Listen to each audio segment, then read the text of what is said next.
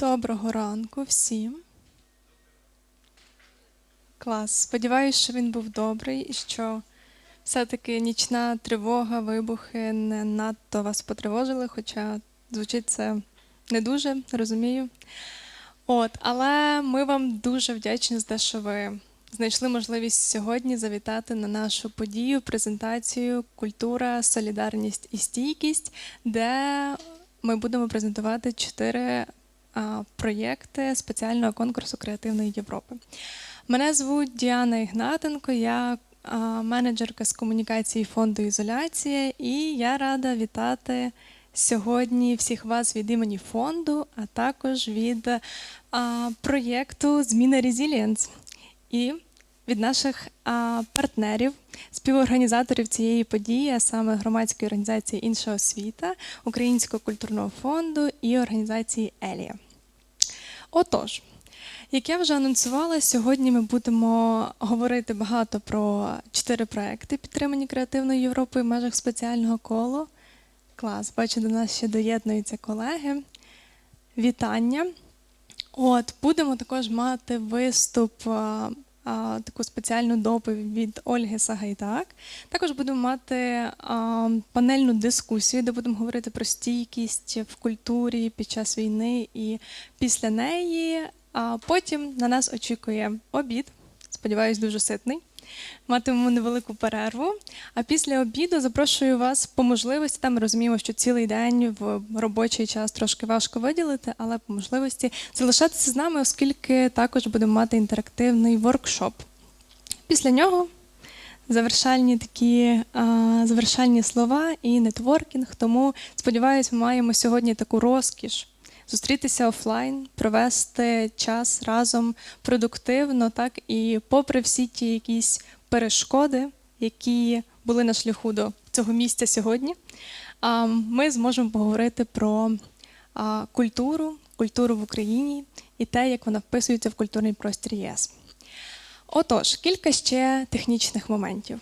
Я, можливо, трошечки повільно говорю, що для мене зовсім не властиво. Але це все тому, що в нас відбувається синхронний переклад українсько-англійський, і якщо раптом зараз тут ще в залі є хтось, кому потрібен переклад, позаду вас є навушнички, можна їх взяти і користуватися, оскільки в нас будуть спікери також англомовні.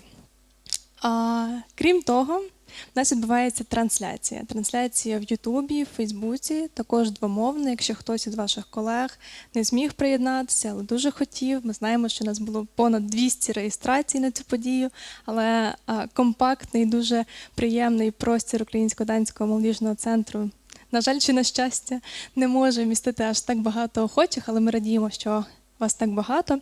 Ми передаємо вітання всім, хто зараз нас дивиться онлайн, хто, можливо, в майбутньому буде переглядати стрім у записі. Тож, будь ласка. І не менш важливе – безпека. На 0-му поверсі, де більшість з вас, я сподіваюся, побували вже і почастувалися кавою, у нас є можливість мати таке просте укриття, скажімо так. І ми зі свого боку будемо слідкувати за повітряними тривогами, але просимо всіх вас також слідкувати за цим і приймати рішення індивідуально. Так, якщо ви відчуваєте потребу під час оголошення повітряної тривоги перейти, так, є можливість перейти вниз. Ми, знову ж таки, будемо також моніторити цю ситуацію. Якщо буде потреба, ми внизу зможемо також в ще більш камерній атмосфері продовжити нашу презентацію, щоб не затримувати її надто довго і не зупиняти. Або врешті-решт можемо перейти до нетворкінгу швидше. Це, звісно, жарт. Отож, розпочнемо нашу натхненну подію, я сподіваюся, і дуже насичену з привітальних слів. І для нас записали відеовітання спеціально, оскільки, на жаль, не було можливості відвідати фізичну подію. Комісар ЄС з питань молоді, культури та спорту – це Глен Мікалев, і ми зараз переглянемо з вами його відеозвернення.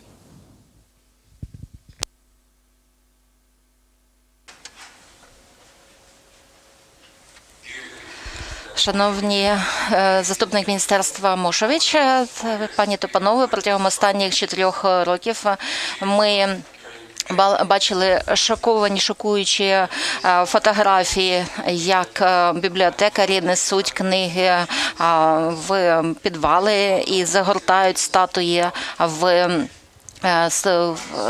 мішки з піском. І це робиться не для вистави, а для захисту. Російська війна – це війна проти ідентичності, проти культури та проти цінності. Ми бачимо, як Росія цілеспрямовано атакує пам'ятки культури, архіви, музеї.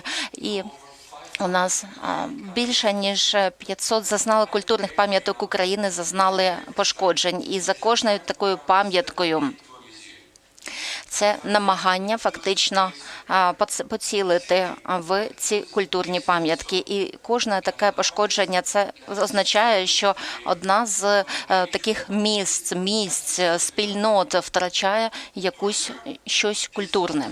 Для Європи це дуже багато значить, оскільки українська культура є центральною, одною з дуже важливих складових європейської культури. А культура – це те, що об'єднує людей, об'єднує покоління, переносить пам'ять.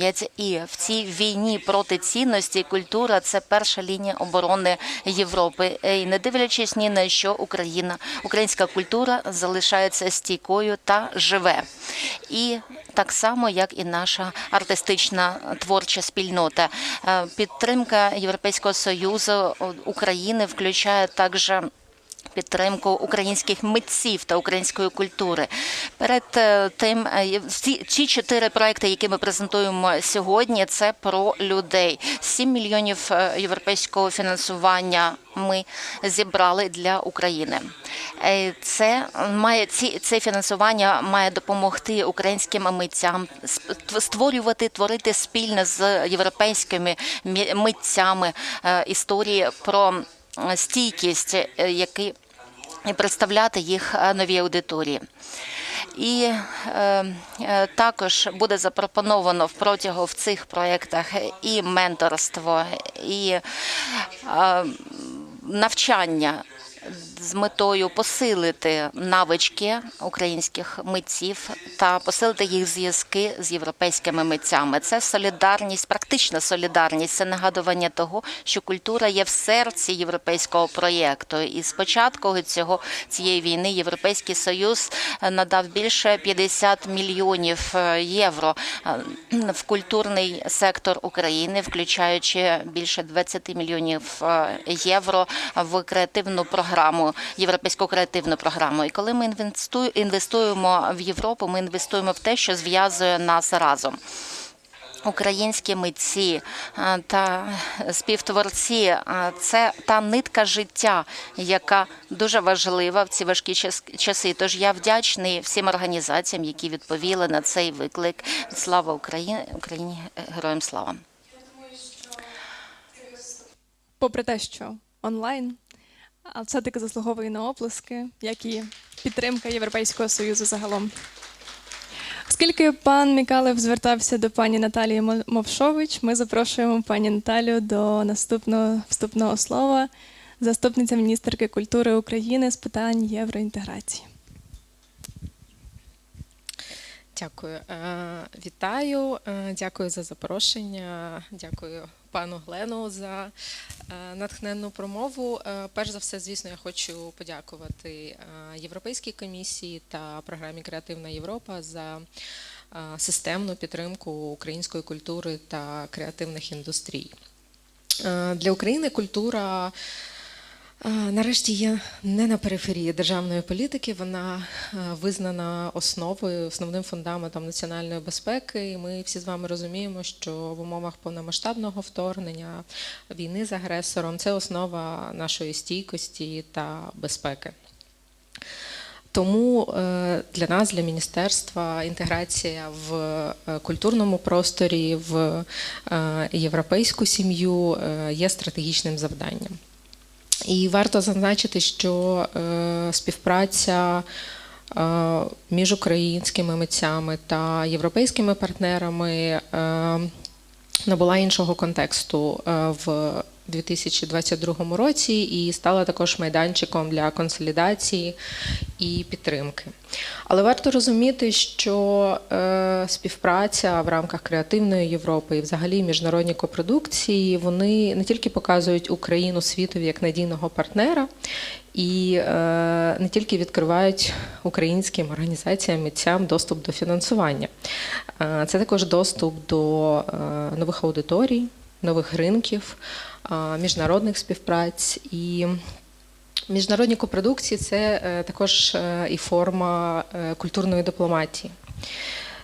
І це є дійсно важливим, тому що це дорога з двостороннім рухом. Ми обмінюємося сенсами, традиціями, з іншою культурою, з іншими країнами, і так будуються зв'язки, так будуються довгострокові співпраці. Тому від Міністерства культури я щиро вітаю запуск нових проєктів сьогодні, ініціатив. І це не просто презентація проєктів, це наступний логічний крок у посиленні співпраці між Україною і Європою в стратегічному плані. І також, мабуть, хочу наголосити на тому, що цей процес – це не тільки підтримка України, це також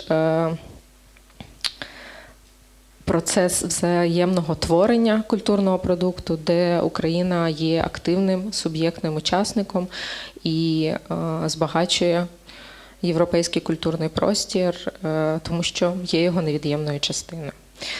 Дякую вам і бажаю вам натхненного дня і класного запуску ініціатив. Дякую. Дякуємо вам. Далі в нас з презентацією вітальним словом знайшов нагоду привітати нас усіх онлайн Жилес Пілайо, керівник юніту, так, з European Education and Culture Executive Agency. Зараз буде його презентація і виступ. Прошу. Good morning, everybody. Добрий ранок всім. Я дякую вам всім за те, що ви нас запитали. З Вроцлава я вас вітаю. Я вдячний за це запрошення. Після вступного слова нашого комісара і заступника міністра, я думаю, що зараз ми більш детально розглянемо те, для чого ми зібралися сьогодні. Фактично креативна Європа, програма Креативна Європа, культурна програма. Хочу почати з згадки, хочу згадати дещо. Звісно, що нам потрібно, хочу згадати роковини повномасштабної російської агресії. І Європейський Союз, як підкреслює Європейський Союз, і комісар відреагував якнайшвидше. Європейський Союз відреагував якнайшвидше. І відповідно були створені програми різноманітні. І, зокрема, культурні програми Європейського Союзу. Ми дуже швидко зробили цей запит у 2022 році. І ще один запит в 2024-2025 роках. І я хочу нагадати дуже швидко про той запит, який був запущений на кінці 2022 року. Були поставлені 3 цілі, які були, власне, поставлені промотувати українську культуру, підносити її та промотувати. І говорити про наслідки війни, яка також не забувати про ту шкоду, яка наносить ментальному здоров'ю. Також частина цих запитів було про реконструкцію пошкоджених культурних пам'яток. І про фінансування було 5 мільйонів євро. І щорічно також були певні витрати на переклад також зроблені. І ми вибрали, тобто було вибрано 3 проекти. І цей запит, зокрема,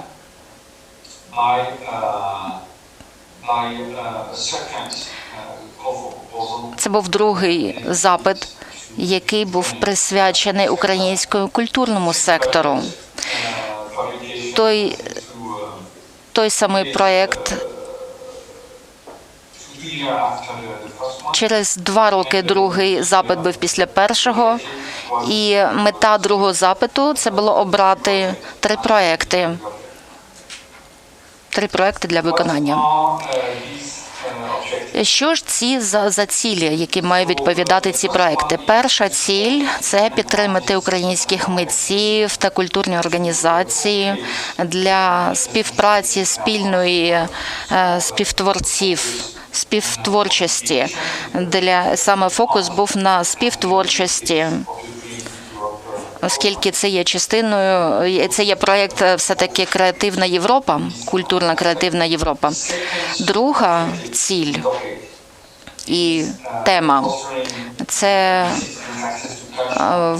власне збільшення культурної спадщини, міської культурної спадщини української в ситуації повномасштабної війни. Доступ до культури дуже важливий. Це соціальний елемент креативної програми «Креативна Європа».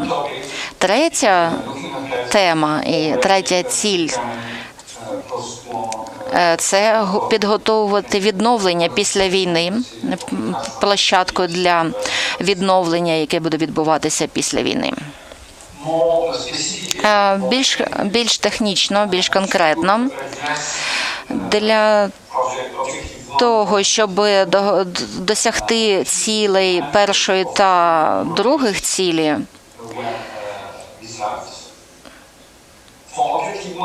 так, для досягнення перших та другої цілі 70% гранту має бути використовуватися на повтор перегрантування. Тобто це означає, що ми будемо фінансувати проекти меншого розміру за допомогою європейського фінансування. Це те, що ми називаємо масштабування.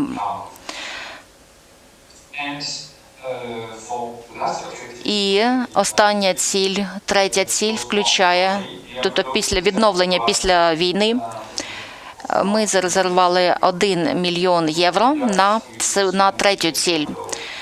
Це, власне, конверт такий от складається з... Тобто всього мінімум 5 мільйонів євро. Але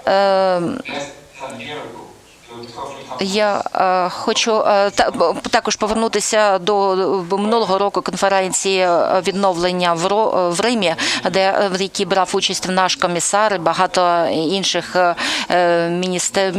міністрів культури разом з міністром культури України брали участь в цій конференції і в Римі в минулому році. І це було спільне зусилля для того, щоб зробити більше на цю тему і посилити концепт підтримки України, українського культурного сектору. І в цьому контексті була Європейська комісія, який очолює комісар Мікалев, від якого ви чули. Власне, вони зробили ці запити і фінансування зробили, і на 2 мільйони євро збільшено фінансування.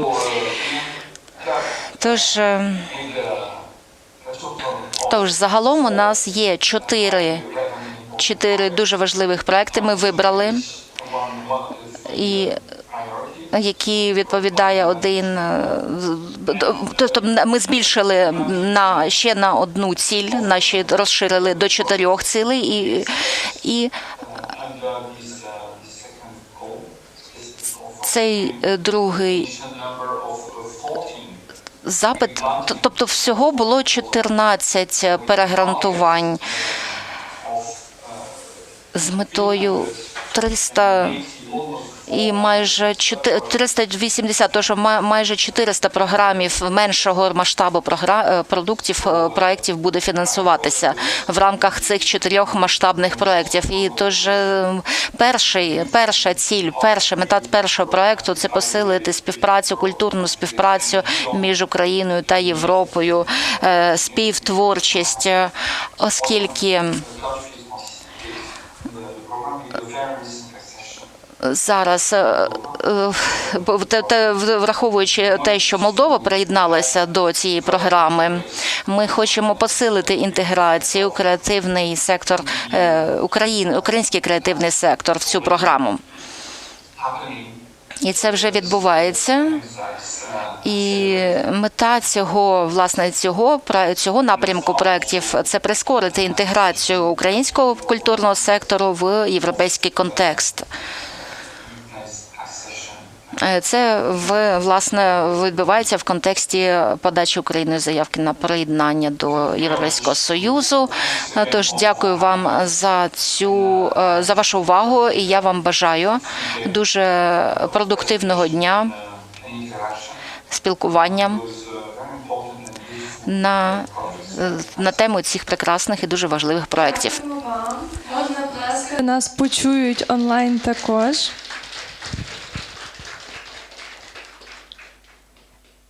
Чи ви ще не втомилися від вступних виступів? Ми сподіваємось, що ні, оскільки щойно у нас була нагода не тільки слухати про важливі корисні речі, цифри, цілі і таке інше, а й бачити квадрат Малевича, хоча і не в оригіналі.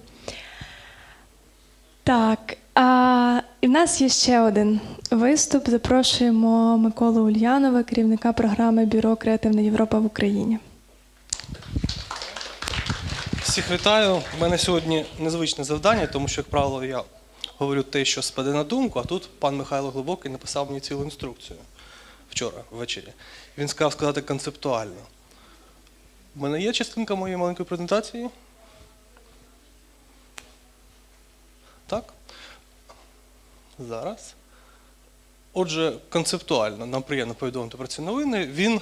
Хто знає, чи є тут такі, хто не знає, хто такий Валерій Васильович Лобановський? Підійміть руку, якщо немає таких. Немає таких. Отже, але я впевнений, що не всі знають щодо того, що Валерію Васильовичу часто казали, особливо в період найбільшої слави, 74, 75, 76 рік, 1975, 76, що гра «Динамо Київ» недостатньо видовищна. І він тоді казав результати на табло. І отже, нам дуже приємно повідомити результати, чому це перший раз в цьому році, коли ми повідомляємо результати про нашу роботу і, звісно, роботу українських заявників у 2025 році. Ви бачите статистику щодо флагманського конкурсу програми Європейського Союзу «Креативна Європа» з 2021 року. Кількість заявників загалом і кількість українських заявників помаранчевим кольором. Ви бачите суттєве зростання, і можна наступний слайд. Так? І це кількість коштів, які отримали українські організації на втілення своїх проєктів в контексті консорціуму спільно зі своїми міжнародними партнерами. Це приємна статистика, там сидить пан Олександр, він написав на Python скрипт для порталу Європейської комісії, ми перевіряли, це є законним, і він поділився цією інформацією з усіма іншими десками, йому велика подяка від багатьох.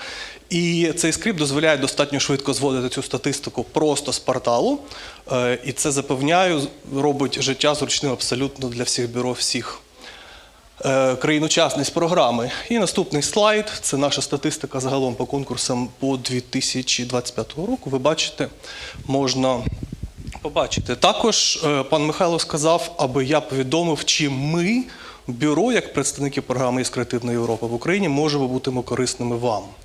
Тут загалом все просто. Ми можемо допомогти вам знайти міжнародних партнерів. Ми можемо вам разом спільно з цими партнерами допомогти сформувати дизайн ваших проєктів і надати багато рекомендацій щодо того, як вам написати успішні заявки. І потім, коли ви будете втілювати свої успішні проєкти, ми допоможемо вам промотувати результати того, наскільки ваші проєкти є успішними та корисними. Також ми іноді буваємо, мені здається, цікавими співрозмовниками, трішечки, правда, занудними. ми можемо вас підтримати морально і іноді підтримати ваш ментальний стан. Також, що важливо в контексті, кілька речей я скажу саме про спеціальний конкурс на підтримку українського культурного та креативного секторів. Це може бути цікаво, особливо якщо пан Жиль та пан Алехандро нас слухає в перекладі. Своїми колегами з інших десків ми багато говорили про те, що в дизайні, особливо в тих контекстах, які виникнуть за межами 2020 цього року, бажано врахувати механізми субгрантингу або каскадного грантингу максимально, тому що це дуже ефективний інструмент адаптації до конкретного контексту, і це певна ланка в дизайні програми, в даній ситуації програми Європейського Союзу Креативна Європа, яка охоплює ось цей середній щодо обсягів фінансування і тривалості проєктів, сегмент, якого направду не вистачає. Тож успіх взагалі цієї достатньо масштабної субгрантового конкурсу цих 4 проєктів, які будуть здійснювати ці заходи, він може бути надзвичайно важливим досвідом для Європейської комісії і для Європейської виконавчої агенції з питань освіти та культури в плануванні подальших кроків за межами 2027 року і в плануванні нових заходів підтримки сектору культури. Щодо того, чим ми можемо, як Бюро програми «ЄС Креативна Європа» в Україні бути корисними вам, ми є друзями і колегами з усіма проектами, які будуть, зокрема, здійснювати програми субгрантингу. Тож ми можемо часто бути додатковим контакт-пойнтом для вас. Ви можете звертатись, оскільки, звісно, з нашими друзями і колегами з Українського культурного фонду ми завжди на зв'язку, ми чудових в стосунках з фондом ізоляція і, звісно, з іншою освітою. Отже, ми можемо сприяти вам, наскільки в нас вистачить, звісно, ресурсу і часу, і допомагати вам також комунікувати з тими, хто втілює ці проєкти. А всім вам, насправді, всім вам, тим, хто особливо буде заявниками на ці субгрантингові конкурси і тими, хто користуватиметься наслідками цих здійснюваних проєктів, вам всім пощастило, оскільки, запевняю, ті команди, які будуть здійснювати ці 4 проєкти за умовами конкурсу про підтримку українського культурного та креативного секторів, це чудові і досвідчені команди. Отже, в мене насправді немає сумніву, що ці заходи за умовами цього конкурсу дійсно сприятимуть посиленню спроможностей українського сектору культури.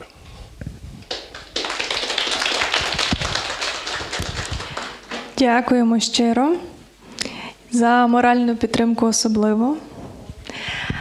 На жаль, чи на щастя також стається ситуація, коли затори в Києві не щадять навіть нашу подію, тому пані Ольга Сагайдак, яка мала зараз виступати з своєю доповіддю, спізнюється, але для нас це не проблема, бо в нас в Україні вже є план Б, С, ну і так далі. Тому зараз я запрошую моїх колег Анастасію Розенберг і Катерину Стець презентувати проєкт «Зміна Resilience».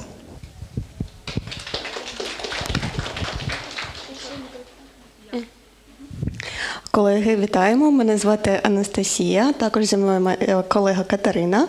І ми представниці Міжнародного фонду ізоляція благодійного, а саме суббренд-менеджерка проєкту «Зміна Resilience».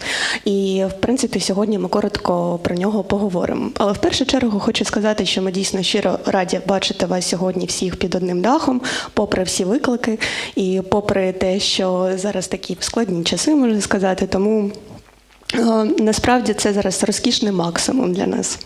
І ми раді, що наша команда змогла зібрати всіх разом.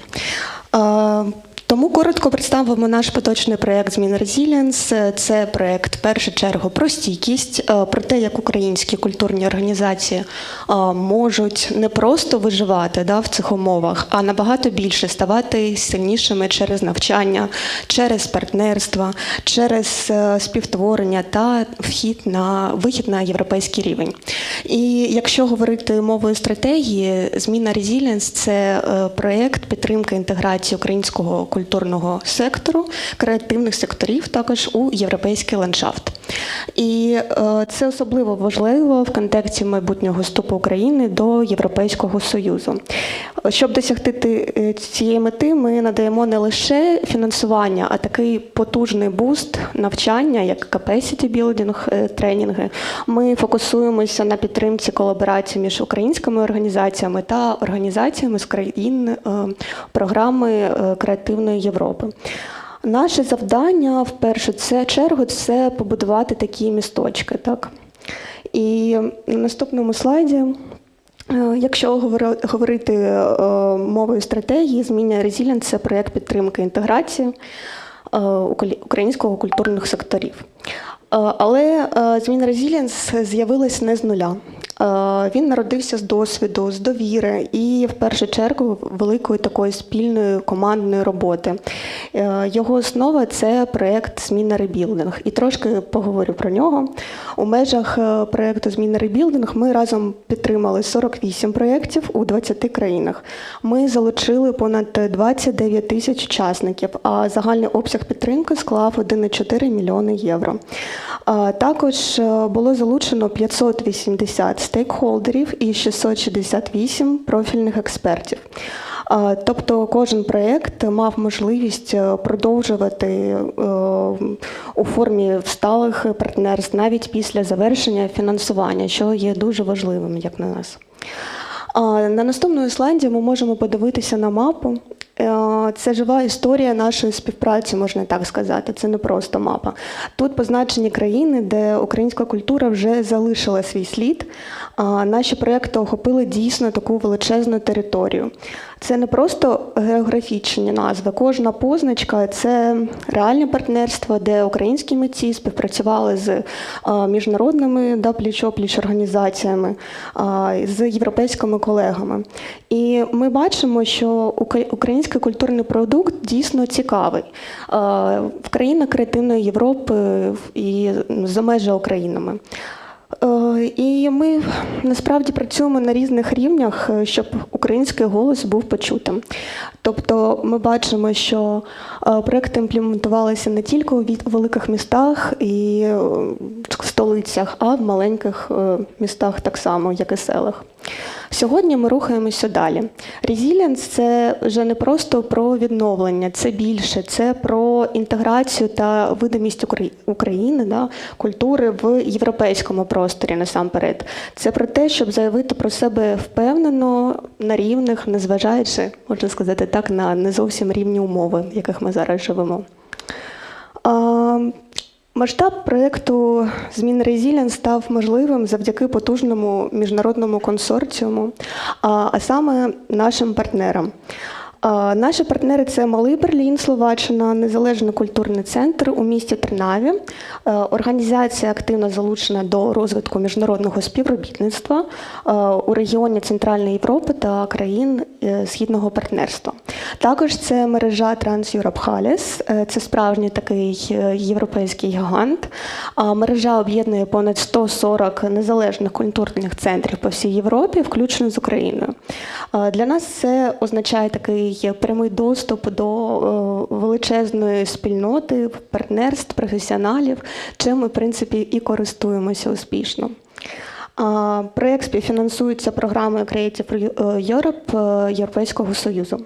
Також ми хочемо висловити особливу подяку New Democracy Fund та Данському інституту культури саме завдяки співфінансуванню від NDF.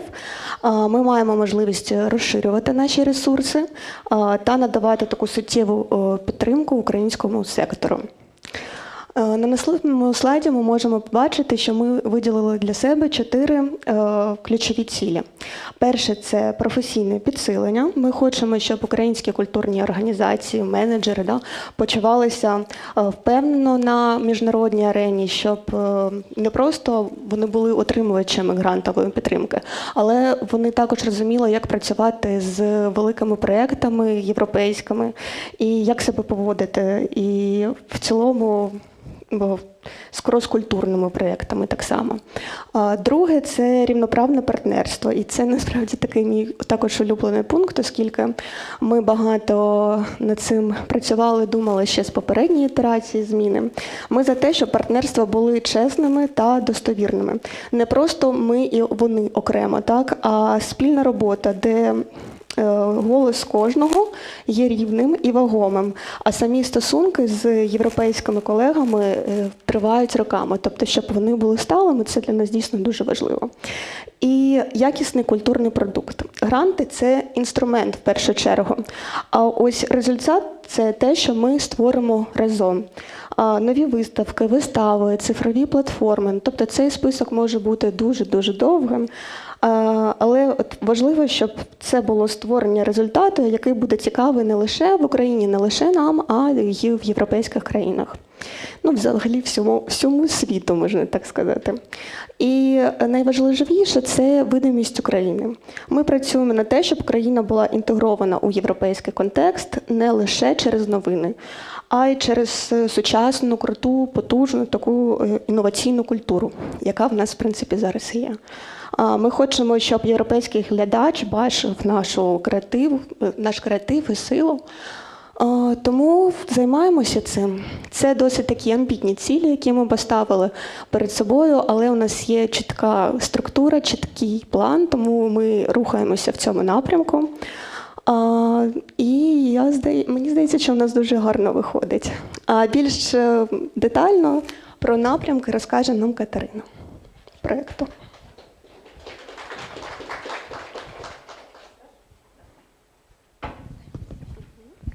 Дякую дуже. Доброго дня всім. Так, я буду говорити про напрямки фінансування, які будуть відкриті вже супер скоро, і всі організації культурного та креативного сектору України можуть в майбутньому стати нашими субгрантерами і створювати свої круті продукти на міжнародній арені.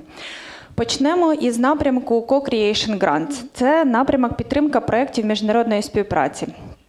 Тут мова не про те, що ми поділимося своєю крутою ідеєю і хтось нас підтримає. А тут мова про те, що казала Анастасія, про спільне творення як мінімум однієї української організації в партнерстві з як мінімум однією організацією з країн Креативної Європи, коли дві організації в рівноправному партнерстві доопрацьовують свою ідею, реалізують культурний продукт і починають його презентувати локальним аудиторіям. В межах даного напрямку буде важлива вимога провести мінімум 2 презентації публічні на широку аудиторію. Як мінімум одну в Україні і другу в країні Креативної Європи, можливо, звідки буде саме цей партнер. Ми бачимо, що максимальна сума гранту для даного напрямку 25 тисяч євро, і вона може покривати 90% всього гранту. Важливо, дуже важливо, щоб результат дійсно був публічно представлений в локаціях кожного із партнерів. На наступному слайді ви можете побачити, що даний напрямок буде включати 2 опен-коли, і тут прописані такі терміни, коли це буде відбуватися. Перший із них уже березень вже не за горами, ми всі дуже чекаємо весну, буде відкрито перший опен-кол, і задача в нас буде така. Березень-квітень ми будемо приймати заявки, потім ми будемо їх оцінювати, проводити експертний відбір, і з липня 2026 року почнеться реалізація першого колу Co-Creation. Максимальна тривалість для реалізації грантів буде тривати 7 місяців. Наступний Open Call буде відкритий також в цьому році в жовтні і по тій же програмі. В жовтні-листопаді будемо приймати заявки, потім відбір, потім з лютого 2027 року розпочнемо реалізацію протягом наступних 7 місяців. Наступний наш напрямок – це шоукейсинг, напрямок поширення культурних та креативних продуктів. Це напрям для тих проєктів, які вже створені і готові до їх поширення, для того, щоб максимально широка аудиторія дізналася про ці культурні продукти, побачила їх. І його головна мета – це справді посилити видимість міжнародних співтворень між українськими організаціями та їх партнерами з країн Креативної Європи. Тут буде вимога провести щонайменше 3 публічні презентації якнайменше в 2 країнах. Одна з них Україна. Враховуючи умови, в яких ми з вами живемо, і безпековий фактор, в Україні події можуть бути і офлайн, і онлайн, і гібридного формату. Все залежить від ситуації. Але дуже важливо, щоб публічна презентація в Україні теж відбулася, і наша аудиторія теж отримала користь від даного культурного продукту. Максимальна сума гранту 50 тисяч євро, і знову ж таки це сума, яка може покривати 90% всього бюджету проєкту. Важливою перевагою саме напрямку шоукейсінг є в його гнучкості. Можна наступний слайд.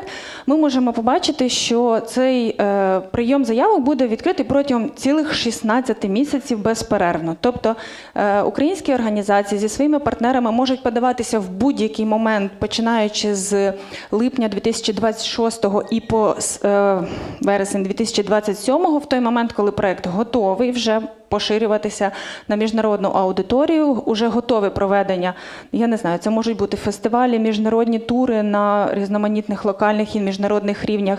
Як тільки проєкт готовий, можна подаватися. Ми будемо щоквартально відбирати переможців, і також реалізація проєктів буде тривати протягом 7 місяців. Загалом варто сказати, що зміна Resilience – це не просто грантова програма. Ми поєднуємо, взагалі працюємо в 2 вимірах. З одного боку, ми підтримуємо культурні та креативні організації України і їх партнерів з країн Креативної Європи, а з іншого боку, ми проводимо інтенсивну, поглиблену підтримку цього культурного сектора для роботи в даній сфері, в реалізації культурних проєктів за допомогою серії тренінгів з розбудови спроможностей. В центрі даної програми, наступний слайд, буде саме 20 воркшопів на 5 тем, які визначені на екрані. Це загалом 5 ключових тем, які є важливими для реалізації культурних проєктів. Почнемо з першої, це доступна культура. Взагалі це вже такі загально прийняті поняття, про які ми постійно говоримо і думаємо. Культура має бути доступна, без обмежень, ні фізичних, ні психологічних, ні соціальних, ніяких. І це не просто виключно про інклюзію, це також і про роботу з травмою, і про чутливість до контенту, відповідальність за свій контент і максимальну взаємодію з аудиторією.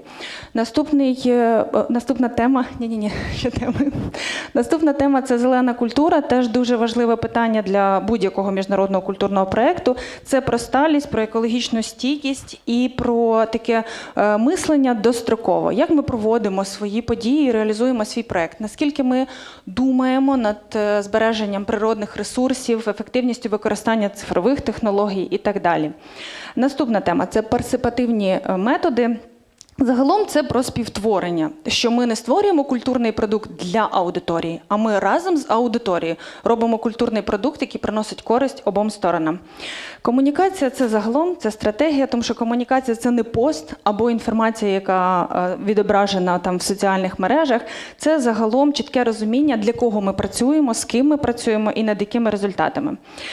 Культурний проєктний менеджмент, остання тема, загалом це фундамент. Ми повинні розуміти, що у наших проєктів є чіткі цілі, чіткі плани, наші партнерства на рівних, так як говорила Анастасія, і ми завжди здатні оцінювати свій результат, бо без цього жоден проєкт не може стати успішним. І загалом мета capacity building сесій – це не просто підтримати декілька проєктів, а сприяти тому, щоб весь культурний сектор України і наших міжнародних партнерів справді ставав сильнішим, ставав стійкішим і взагалі конкурентним в сфері реалізації культурних проєктів. Тут на екрані ви можете бачити, які наступні вебінари будуть відбуватися в межах даного capacity building сесій.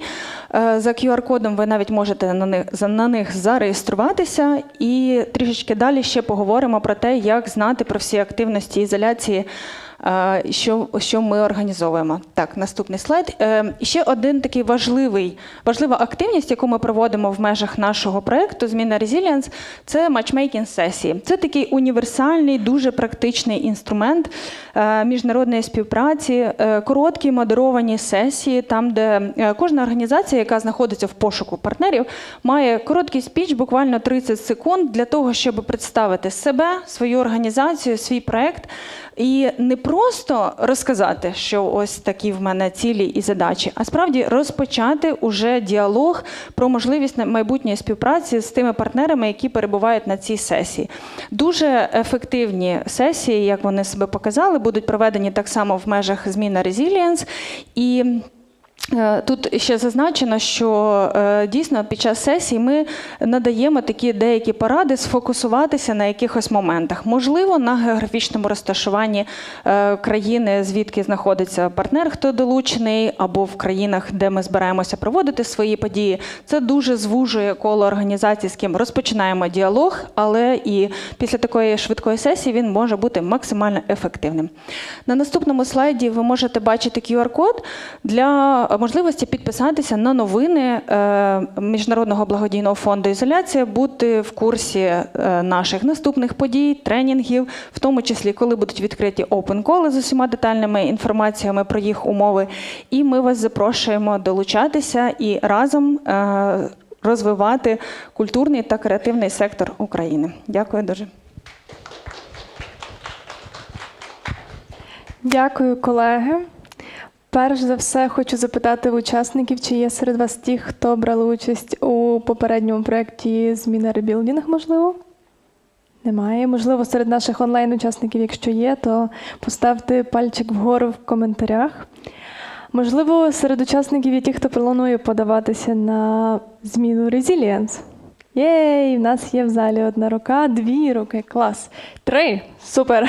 Якщо також хтось нас дивиться в онлайні, ставте якийсь класний смайлик, який ваш улюблений, можливо, який є перший серед ваших найчастіше використовуваних. А ми будемо рухатися далі. Я зараз буду запрошувати до доповіді, не знаю. Наша спікерка скаже сама нам, що це буде. Ольга Сагайдак, культурна менеджерка, співзасновниця DOFA Fund і експертка з розроблення культурних політик. Дякую. Я так розумію, що все пішло не по плану. І ми, по-моєму, всі звикли жити не по плану. І це навіть наша нова норма. Тому я дуже вдячна колегам, що в мене був час послухати, про що вони презентують, і якось переосмислити, про що мені варто говорити.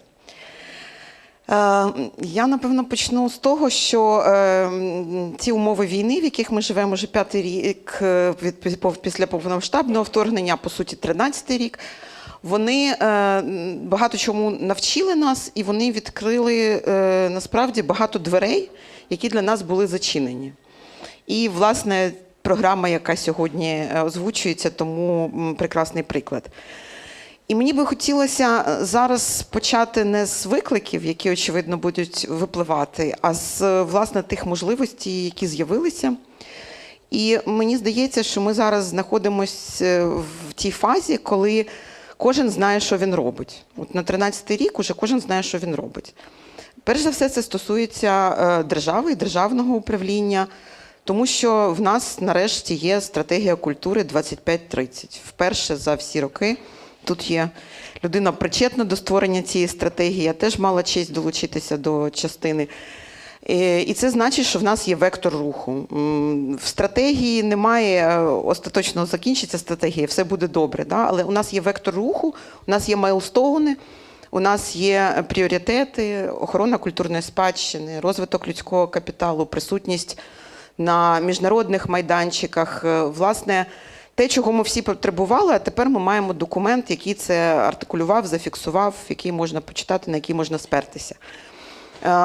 І, власне, цей документ є корисним не тільки для держави і для нас, діячів культури, які можуть її контролювати і казати, ви не дотримуєтесь, але перш за все для громад, перш за все для акторів культури, які можуть знайти собі місце в цій великій програмі розвитку.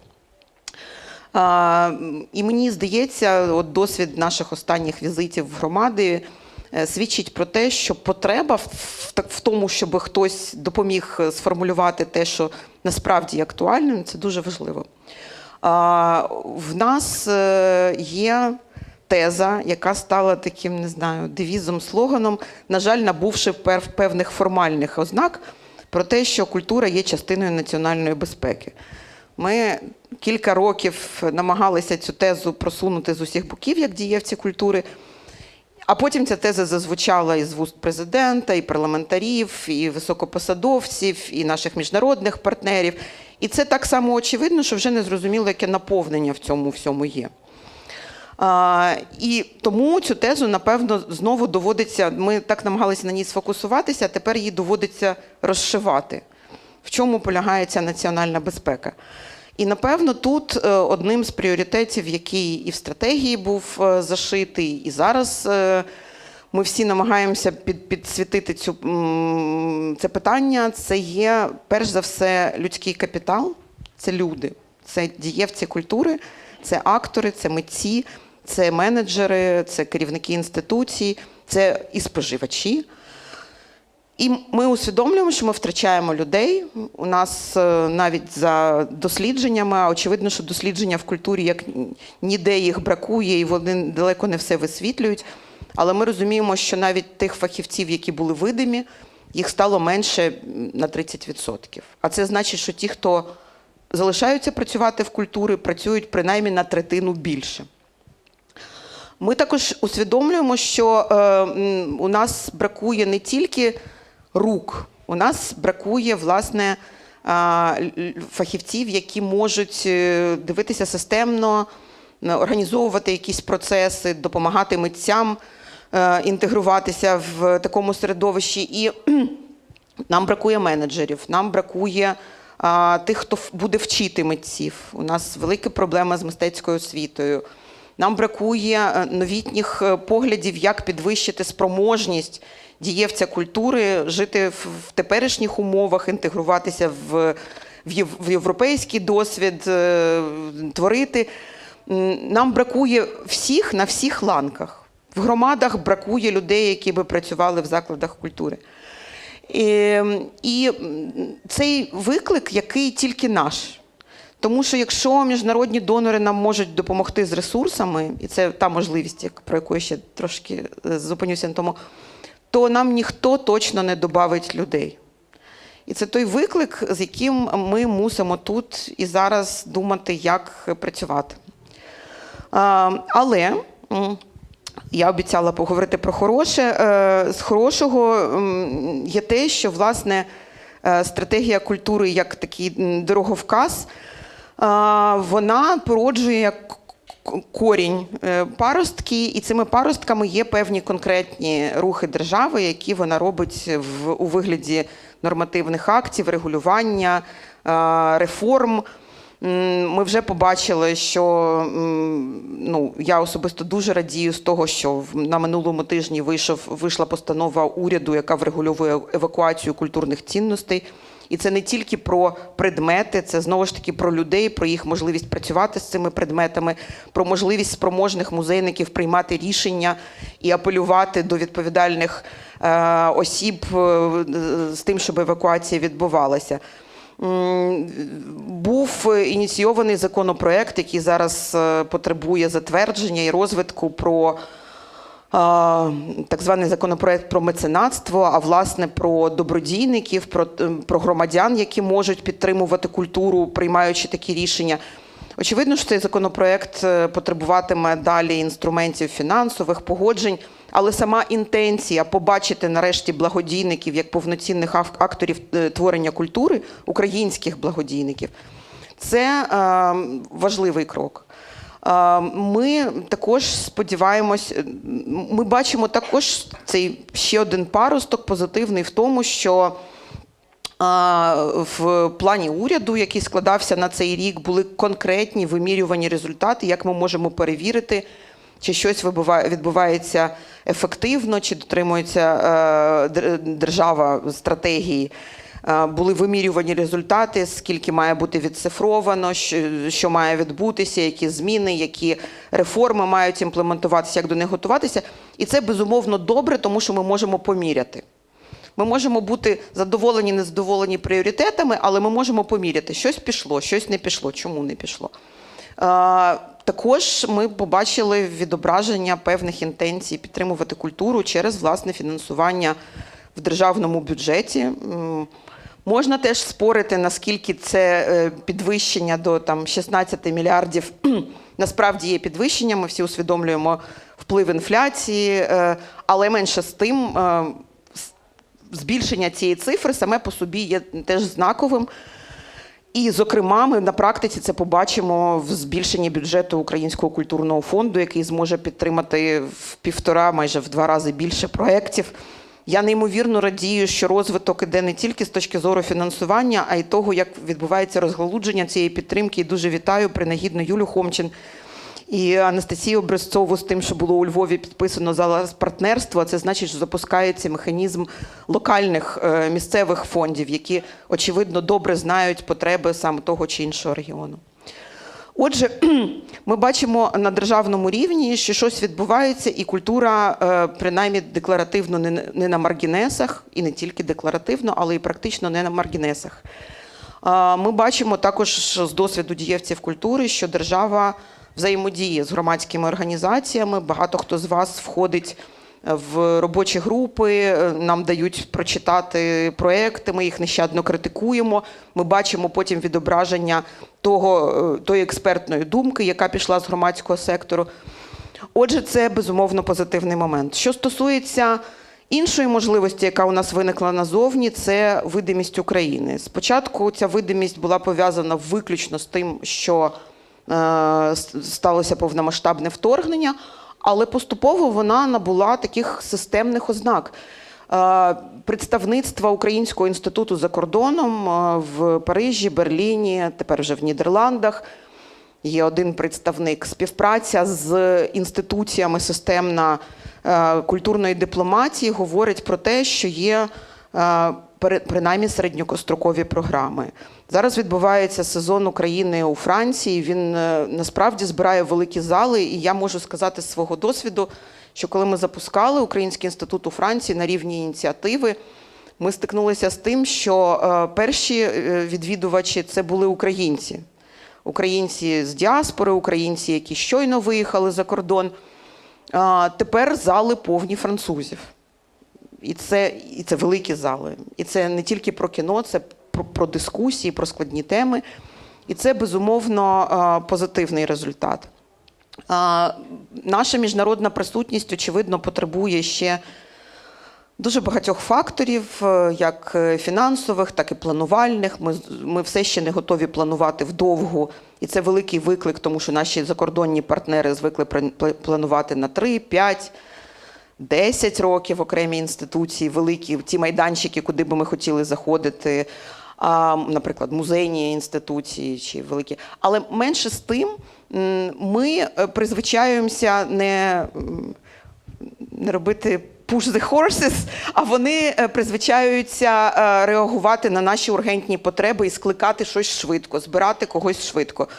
Тому ми, мені здається, рухаємося тут на зустріч один одному, і розуміння України, нашої взагалі екосистеми, того, як ми працюємо, в яких умовах ми живемо, воно, мені здається, стає таким більш очевидним. І знову ж таки не можна тут не сказати про колосальну міжнародну підтримку, яка фактично вивозить на собі зараз весь незалежний сектор культури і частково державний сектор. Фактично це все гроші міжнародних донорів. І тут повернусь до ще одного досягнення нашої державної політики, тому що фонди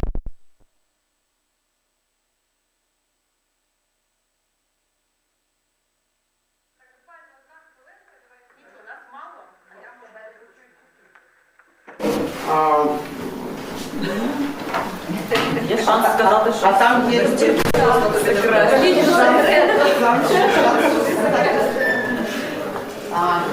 ніяких секретів. Один з принципів, за яким ми працюємо як коаліція діячів культури і як громадські організації, це, власне, принцип відкритості. Мені здається, найкращий захист – це бути чесними з собою і з усіма навколо. Навіть якщо говорять неприємні речі. Отже, ми можемо ще.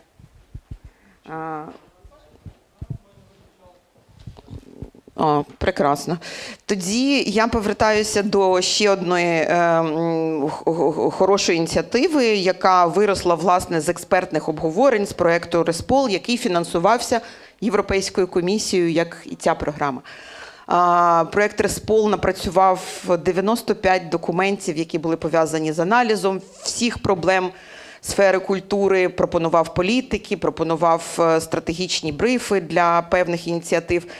Одною з таких ідей, яка часом завмирала, а часом потім виникала, в проєкті «Респол» вона знову виникла, був спеціальний інструмент для підтримки культурної спадщини, фонд культурної спадщини.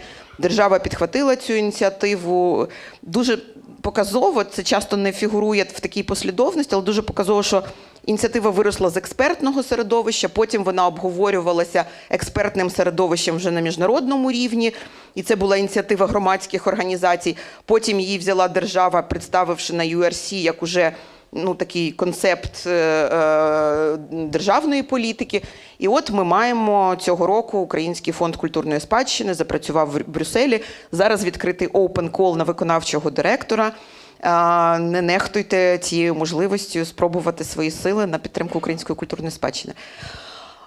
Наразі, повертаючись до ролі міжнародних донорів, зараз її важко переоцінити. Це кошти з різних джерел. Європейська комісія в цьому сенсі відіграє дуже важливу роль, тому що це і пряме фінансування, фінансування через традиційні програми, Horizon, Creative Europe. Ми долучилися до медійного пулу можливостей.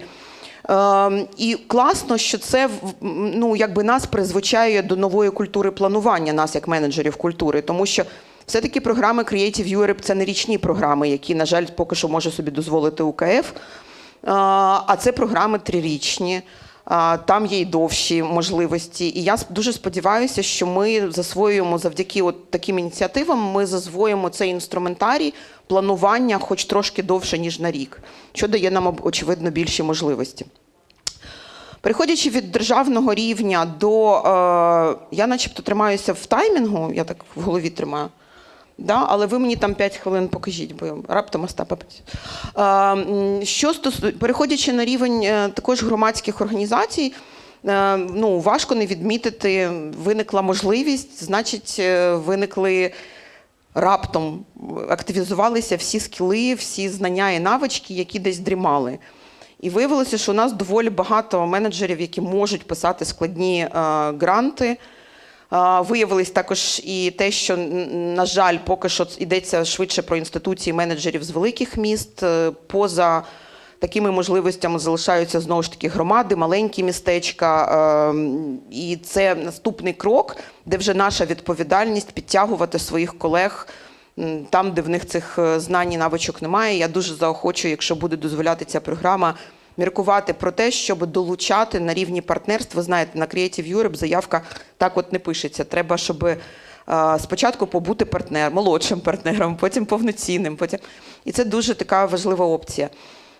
Отже, що стосується впливу організацій громадянського суспільства, то очевидно, що в перші роки після повномасштабного вторгнення, мені здається, те, що відбувалося в культурі, що в культурній спадщині, що в порятунку митців, що в порятунку напрацювань мистецьких, міжнародного партнерства, все це насправді вивозили на своїх плечах громадські організації, тому що вони резильєнтні через таку флексибільність, через гнучкість. Да? Вони швидші, вони оперативніші. І часом одна організація брала на себе функції і дипломатії, і охорони культурної спадщини, і навчання. Кейс Хемолаб, який документував злочини, виходив на всі можливі міжнародні майданчики, створював менюал для того, щоб вчити людей на місцях. Я точно не перелічу всі кейси, але очевидно, що це про, з одного боку, колосальну вмотивованість, усвідомленість того, що ми робимо, з іншого боку, це про розуміння, що твоя місія є частиною великої місії. З третього боку, це спричиняє і такий негативний ефект. Люди і тут вигорають, втрачають орієнтир, що ж є головним. І тому, власне, повертаючись до одного з головних наших пріоритетів сьогодні, вберегти людей, це, зокрема, і вберегти тих менеджерів, які зараз на собі везуть колосальний візок відповідальності. Якщо ми говоримо, що громадські організації – це перш за все їхні складові, тобто свідомі громадяни, дієвці культури, ті, хто працюють, знаючи, що вони роблять, то ми відчуваємо, що серед нас відбувається маса дуже болючих, я би не назвала це розривами, але кракелюрів, як кажуть в живописі. В живописі виникає кракелюр, він є свідченням цінності, але він є і свідченням крихкості. І це значить, що треба починати реставрувати, принаймні укріпляти. І ці розломи, вони були дуже добре підсвічені на Конгресі культури різними дієвцями у Львові, який відбувався от нещодавно, підсвічений різними дієвцями. В нас є розуміння різних досвідів проживання війни в культурі різних міст і регіонів. Те, що відчувають на собі окуповані міста, ми навіть ще не можемо уявити, як наші колеги, які залишились там, що вони переживають, дай Боже, ми колись дізнаємося, але очевидно, що цей досвід нам навіть невідомий. Ті, хто знаходяться біля лінії бойового зіткнення, хто постійно знаходиться під атаками, хто стоїть постійно в розтяжці рятувати близьких і рідних чи робити те, що має робити організація з великою місією. Окремий досвід, я намагаюся децентралізуватися весь час, але окремий досвід Києва. Це досвід такого хабу, де приймається багато рішень, куди з'їжджаються, звідки роз'їжджаються. Київ вночі, напевно, той з вас, хто цю ніч ночував в Києві, як і багато інших ночей, Київ вночі переживає обстріли, атаки, а зранку встає, бадьориться, п'є хто що п'є, переважно міцну каву і біжить робити свою роботу. І цей досвід такої, теж, можливо, трошки показної стійкості, він насправді теж виснажує. Досвід регіонів, які начебто є трошки більш убезпеченими, ми знаємо, що ніде не є безпечно, але трошки менше їх атакують, вони на себе приймають всю відповідальність за збереження музейних колекцій, колекцій сучасного мистецтва, прихисток театрів, прихисток університетів, прихисток колег. І це створює з одного боку велику конкуренцію, а в цій конкуренції треба знайти сили бути толерантним і усвідомлювати, що інакшого виходу немає. Цей досвід теж дуже складний. Розриви, які можуть намітитися і подають якісь сигнали, є і з тими нашими колегами, які поїхали. Багато з них, особливо митці, які були тут недостатньо сприйняті, не мали таких можливостей, зараз засвоїли практики, як інтегруватися, як співпрацювати в закордонних інституціях, в великих програмах. Вони, в принципі, за 4 роки, багато тих, хто виїхав, вони вже призвичаються до свого нового життя за кордоном і, можливо, пов'яжуть свою долю своїх дітей за кордоном. І це така даність, яку нам важко сприйняти.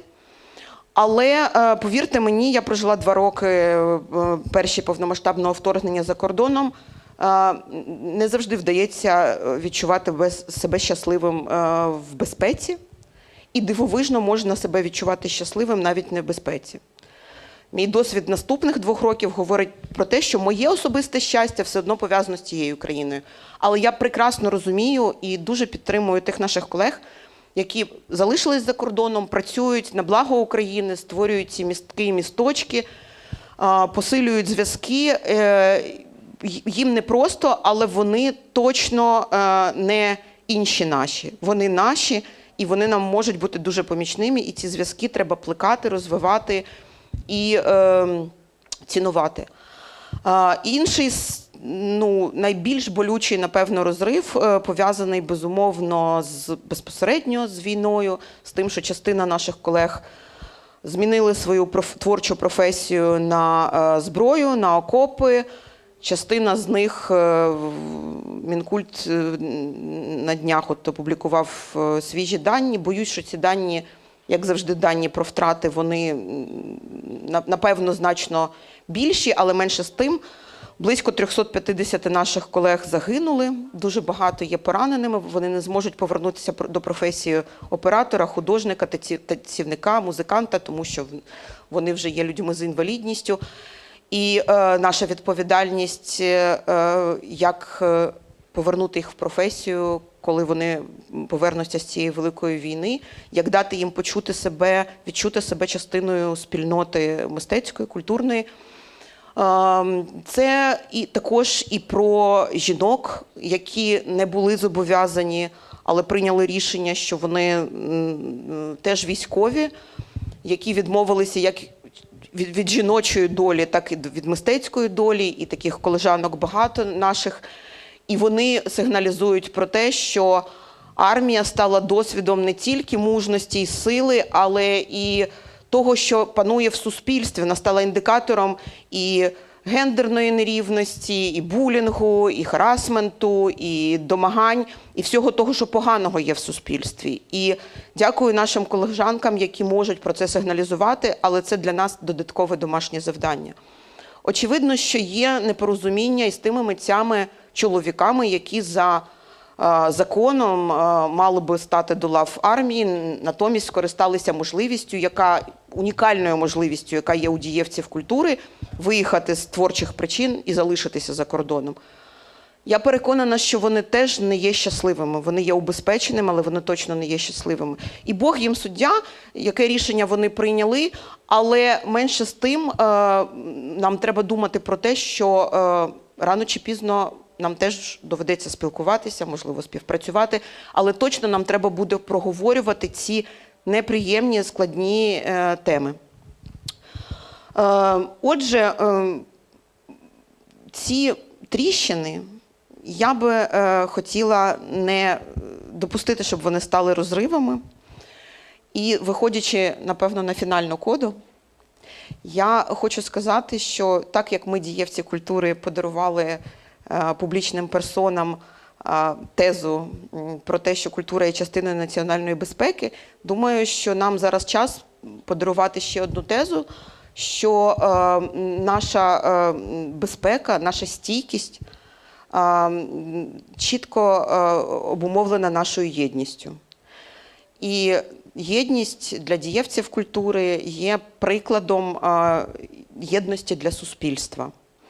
Тому я закликаю вас бути єдиними, сприяти нашій стійкості нашої держави і враховувати в своїх проєктах, в тих можливостях, які виникають, те, що нам цю єдність треба посилювати. Дякую дуже. Дякуємо вам. І особисто, напевно, хочу подякувати за те, що звернули багато уваги на те добре, хороше, позитивне. Оскільки я переконана, що погане нас знайде саме. А хороше, це якісь зміни, їх точно будемо і робимо ми, і, зокрема, ті, хто є тут зараз. І я пропоную повертатися, продовжувати, презентувати наші проекти. І зараз запрошую до слова Уляну Костенко, вона проектна менеджерка громадської організації «Інша освіта», і вона представить проект «Culture Helps Solidarity». Дякую, Діана, за представлення і дякую всім, що зібралися сьогодні. Дуже рада всіх бачити. Громадська організація «Інша освіта» займається розробками навчальних програм та створенням фізичних та ментальних просторів культурного навчання, колективного навчання через культуру та мистецтво. І проєкт «Культура допомагає солідарність» – це один з наших наймасштабніших проєктів наразі. І якщо ви знали про нашу організацію раніше, можливо, ви пам'ятаєте про проєкт, який називався «Культура допомагає», і, можливо, навіть брали участь в ньому.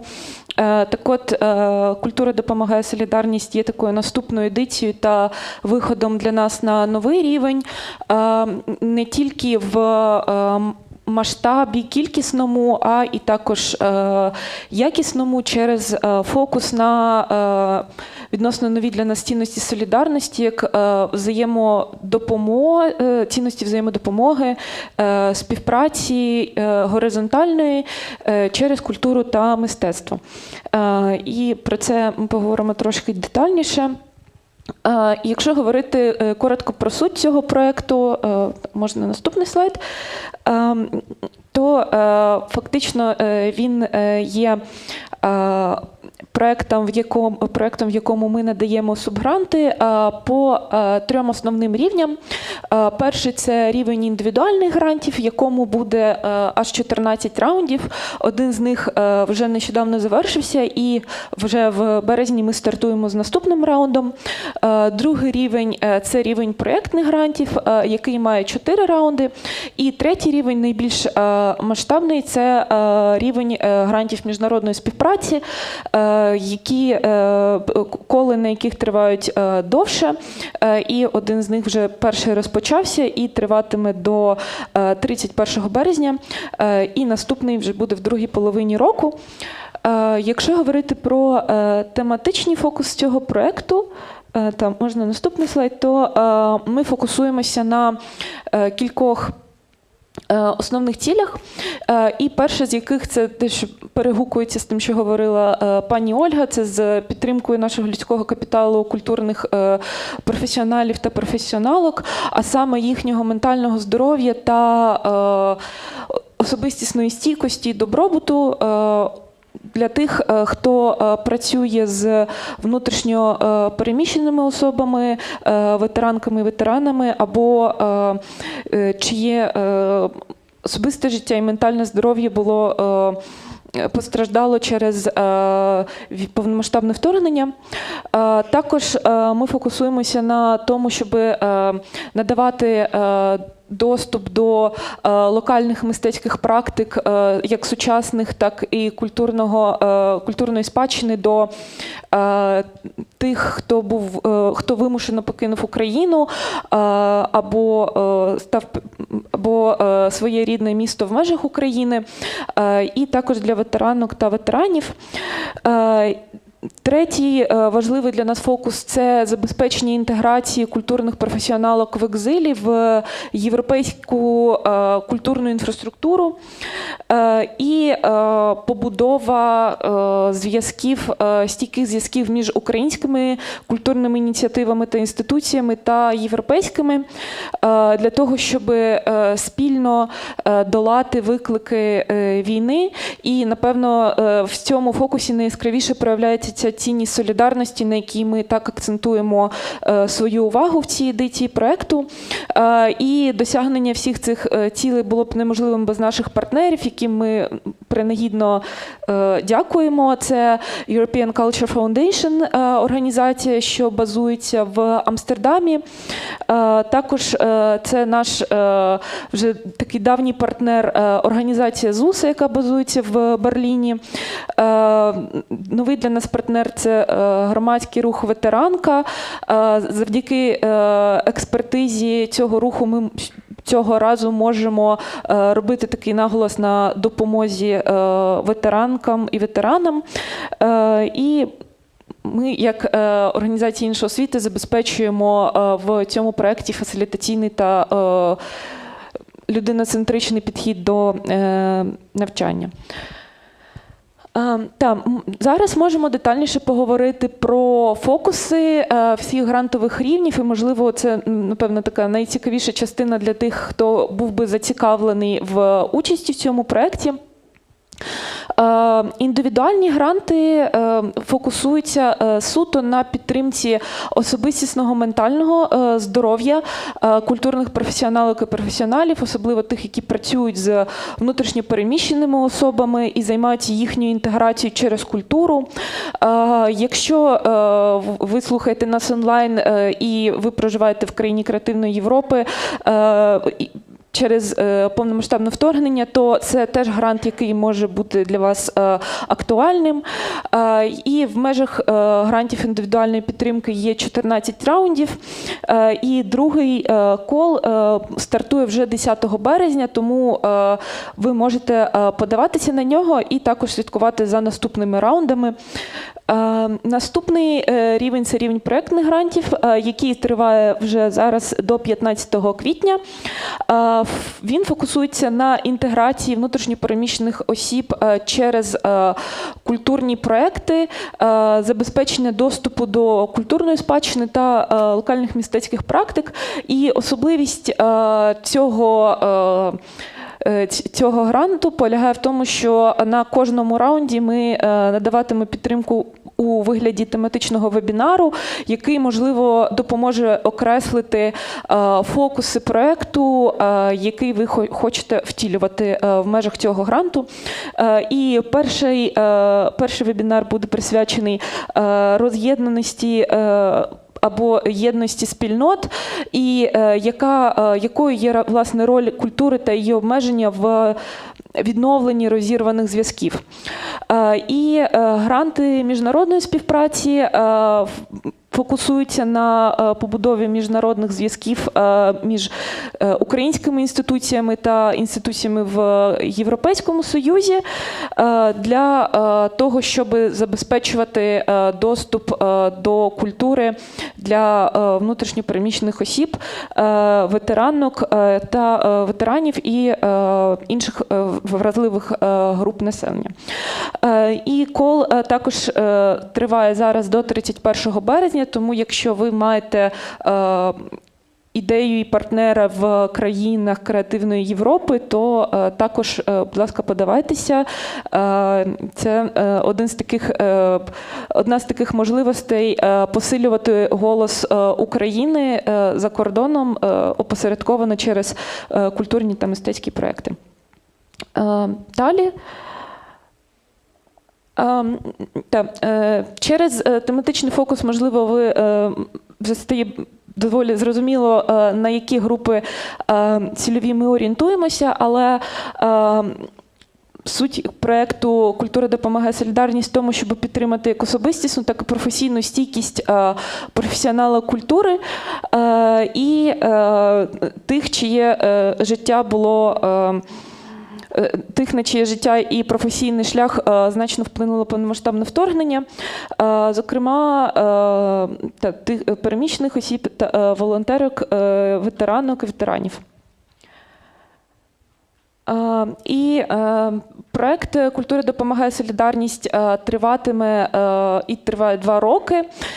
І на цей період ми маємо доволі амбітні плани підтримати 90 культурних діячок і діячів через індивідуальні гранти, 60 культурних проєктів, реалізованих всередині України, і 30 нових українсько-європейських партнерств в межах грантах міжнародної співпраці. І сподіваємося, що нам вдасться охопити 200 грантерок і грантерів всередині України та країнах креативної Європи. Тому ми запрошуємо вас подаватися зі своїми сміливими ідеями, і на наступному слайді буде QR-код, де ви можете слідкувати, перейти на сайт проєкту «Культура допомагає солідарність» та підписуватися на наші соціальні мережі і слідкувати за наступними оновленнями. Дякую за увагу і до зустрічі. Дуже дякуємо, Уляно, дякуємо загалом іншій освіті, нашим давнім друзям, партнерам і також співорганізаторам цього заходу. Далі запрошую до слова представити проєкт Cultural Horizons, виконавчу директорку Українського культурного фонду Анастасію Образцову. Дякую дуже. Зі мною буде моя колега Катерина. Вона відповідала за презентацію, а я спробую не вибитись з неї. Дякую дуже. З цієї або з цієї сторони. Нагадаю, що наш проєкт «Культурні горизонти» він спрямований на розширення доступу українців до культурних практик. Звісно, це не тільки про кількість грантів, як можуть думати, знаєте, про Український культурний фонд, кількість грантів і підтриманих проєктів, а він більше про людей, для того, щоб вони могли об'єднуватись, створювати партнерства і тим самим посилювати взагалі професійну спільноту. Це ідея, чому ми це реалізуємо. Хочу сказати, що він одночасно базується і на нашій експертизі підтримці культурно-мистецьких проєктів, і одночасно це такий вихід за межі того, що ми раніше робили. Він наче доповнює тіло Українського культурного фонду і створює нові можливості як для нас, так і для наших заявників. Отже, тривалість проєкту 2 роки. Ми плануємо підтримати понад 85 проєктів, 40 індивідуальних митців, зараз розкажемо, і 20 резиденцій. Як вже зазначалося раніше, на субгрантинг має йти не менше 70%. У нас це з зазначеної суми 1,57, наскільки я пам'ятаю, мільйонів євро, тобто майже 78%. Далі, зокрема, переважна більшість проєктів, які ми плануємо підтримати, вона буде зорієнтована на те, щоб було international by default, тобто майже у всіх наших пропозиціях буде вимога щодо наявності міжнародного партнера. Ми маємо надію, що ми лагідно дамо змогу для того, щоб підтримані проєкти потім масштабувалися або в міжнародні ініціативи, або в національні проєкти. Це відповідає слайдам, щоб я не забила. І також для нас дуже важливим є менторський компонент, бо і зараз на тілі Українського культурного фонду ми відчуваємо, як нам не вистачає саме менторського компоненту, певних менторів, які б вас супроводжували протягом всього проєкту, під час, до і після. Проєкт «Культурні горизонти». Так, ми реалізуємо з нашою партнерською організацією, німецька організація Culture Vistas. Я думаю, що ми тут зможемо поєднати і нашу експертизу щодо фінансування культурно-мистецьких проєктів і їх експертизу в зміцненні інституційних спроможностей. І я тут, користуючись нагодою, хочу відрефлексувати на те, що казала, можливо, Ольга Сагайдак. Знаєте, коли ми маємо зуми з партнером кожного тижня. І коли на початку ми домовлялися про певний день або час, і в нас партнери запитують, окей, давайте четвер, який час? Ми кажемо, можете пропонувати свої слоти. В цей час у нас вимикається світло, ми кажемо, нічого страшного, ми продовжуємо Zoom, вони нам співчувають, що в нас може вимикнутися світло. І вони запитують, а в яку годину в наступний четвер у вас буде світло? І ми намагаємося сказати, що це не те, що не передбачено, а це не важливо в нашій співпраці. Тобто, так, в нас є певні особливості і та ситуація, в якій ми живемо, але ми залишаємося бути спроможними, ми визначаємо час і неважливо, чи є в нас світло, чи немає, Zoom буде постійний і синхронізація цієї співпраці. Далі, що саме ми будемо робити?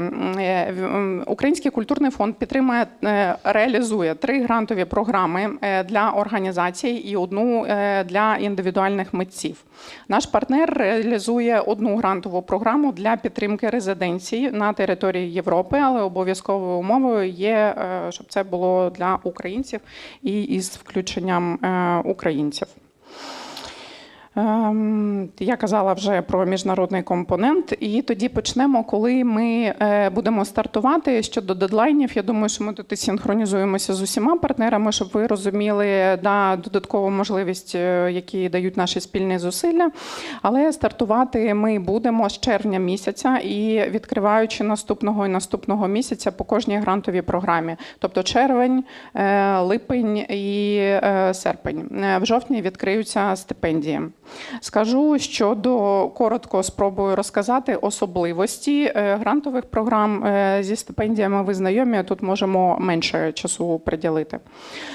Перший конкурс з обов'язковою умовою інноваційного компоненту VR, AR і зосереджуватися на якомусь діджитальному компоненті. Другий конкурс, який буде відкритий наступний, більше на підтримку локальної культури. І тут саме спробую пояснити, що ми будемо фокусуватися на невеличких, маленьких громадах з висвітленням особливостей їхньої локальної культури, але з обов'язковою вимогою міжнародного партнера. Таким чином ми намагаємося стимулювати одразу, щоб це не було розміри capacity ототожні, а для того, щоб одразу невеличка територіальна громада мала змогу мати міжнародного партнера. Не зможуть брати участь великі обласні центри в цьому грантовому конкурсі. І наступний – це грантовий конкурс щодо підтримки певних дебютів. І ми відчуваємо також на тілі Українського культурного фонду, що нам не вистачає підтримки тих, хто професійно закінчив навчання і тільки планує розпочинати свою професійну діяльність. Як я вже сказала, це для організацій, тому, в принципі, тут фокус може бути для закладів мистецької освіти і для культурних центрів.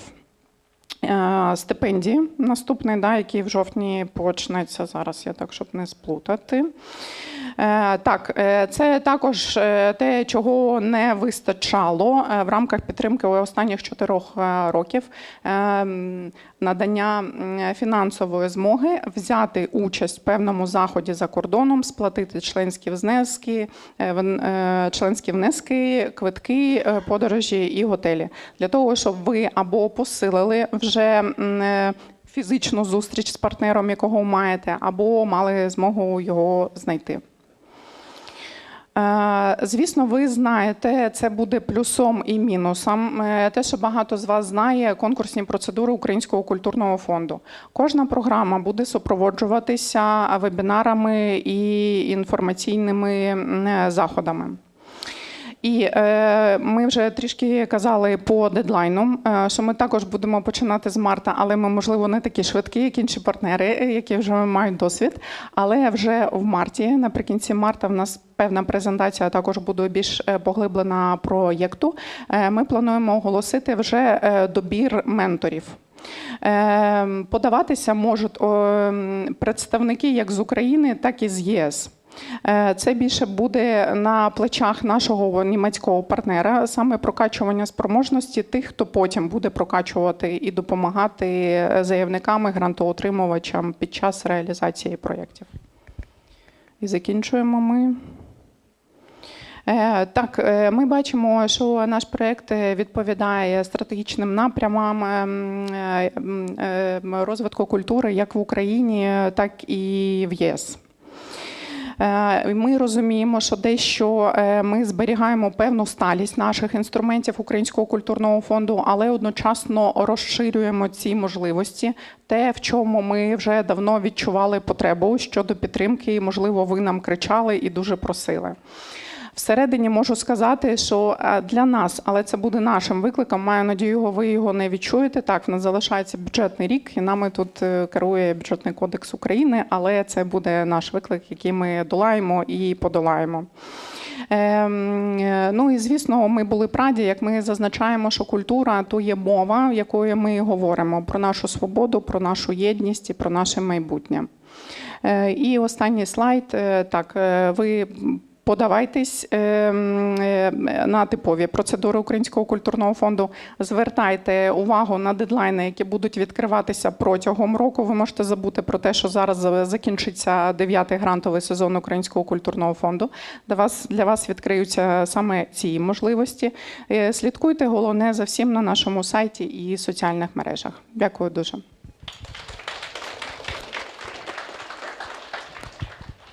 Дякуємо вам і так само дякуємо Українському культурному фонду, які є також співорганізаторами цієї події. І запрошую представити 4-й проєкт Тараса Лесєва, проректора Львівської національної академії мистецтв. Дякую. Можна клікер? Так. Добрий день, шановні колеги. Мені надзвичайно випала така честь представити цей проект від імені платформи UAX. Так. І для того, щоб почати, цей проект буде відрізнятися від всіх попередніх. Він, по-перше, не є субгрантовим проектом, але він не менш важливий для розбудови наших культурних і освітніх спроможностей. І тут акцент є як на освіті в цьому проєкті, так і на культурі. Для того, щоб почати, в першу чергу мені потрібно розповісти трішки більше про те, що таке є платформа UAX, тому що без розуміння того, що таке UAX і більш глобальніше організація Елія, ми не зможемо зрозуміти, що далі стоїть за цими завданнями, які будуть виконувати великий консорціум, який зібраний над цим проектом. Отже, у 2022 році, на початку повномасштабного вторгнення, європейська організація, яка об'єднує велику мережу закладів мистецької освіти, вищої мистецької освіти, об'єдналася з тим, щоб допомогти закладам мистецької освіти в Україні перед цими викликами війни. Це була дуже практична допомога насправді, тому що відразу відбулося мережування, відразу відбулися зустрічі з представниками цих закладів мистецької освіти на горизонтальному рівні, з представниками інших закладів мистецької освіти в Європі. І через такі сестринські проекти, коли один заклад мистецької освіти з України, інший з Європи, починають глобальніше між собою домовлятися і розробляти спільні ініціативи, проекти. Але це також була допомога не тільки на рівні певного освітянської підтримки, але також на рівні такої навіть матеріальної допомоги, коли до нас заходили генератори, коли до нас заходили речі, які дуже важливі для власне реалізації мистецької освіти. Відтак, платформа UAX, вона 3 роки намагалася підтримувати цю колаборацію з українськими закладами мистецької освіти, і наприкінці 2024 року вийшла на ініціативу продовжити це через поглиблення і розвиток, поширення цих кращих практик на всю культурну сферу. Метою цього проекту, який UAX EU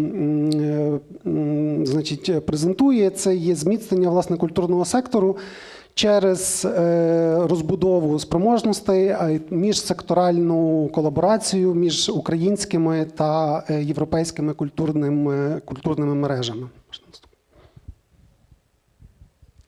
Ви знаєте, тут багато сьогодні вже говорилося про ці потреби, які існують в культурному секторі. І що цікаво, що ці потреби, які ми настратегували, вони нічим не відрізняються від тих, про які сьогодні йшла мова. Це і певне провисання і потреба модернізації наших освітніх програм і вразливість наших інституцій мистецької освіти, і критична нестача власне можливостей молодих осіб пізніше реалізувати себе на ринку праці, власне, в культурній сфері, а також, що не менш важливо, це потреба в імплементації певних методик, стандартів, які притаманні, які вже є розвинені в європейському просторі вищої освіти і, власне, в культурному секторі. Тут я трішки детальніше зарепрезентую, хто на сьогоднішній день входить в консорціум. Власне, організація Елія є координатором цього проєкту. Вона базується в Нідерландах, в місті Амстердам. Ми нещодавно повернулися звідти, власне, наш консорціум нещодавно повернувся, власне, звідти. І відтак, з української сторони, це Львівська академія мистецтв, також коаліція дієвців культури і Українська асоціація музеїв. Це 2 громадські організації, і нам дуже важливо, що нашим асоційованим партнером є також Держмистецтв. Тому що дуже багато завдань, які ми зможемо реалізувати, вони, власне, стосуються розроблення і впровадження абсолютно нових політик, і без підтримки органів державної влади, виконавчої влади, це буде зробити дуже важко. Нашим партнером є університет мистецтв Утрехта в Нідерландах, а також Cultural Action Europe, який базується в Бельгії, він, власне, в Брюсселі. І це також ще одна організація, яка має ту політичну і агентність впливати, власне, на зміни в європейському просторі культури.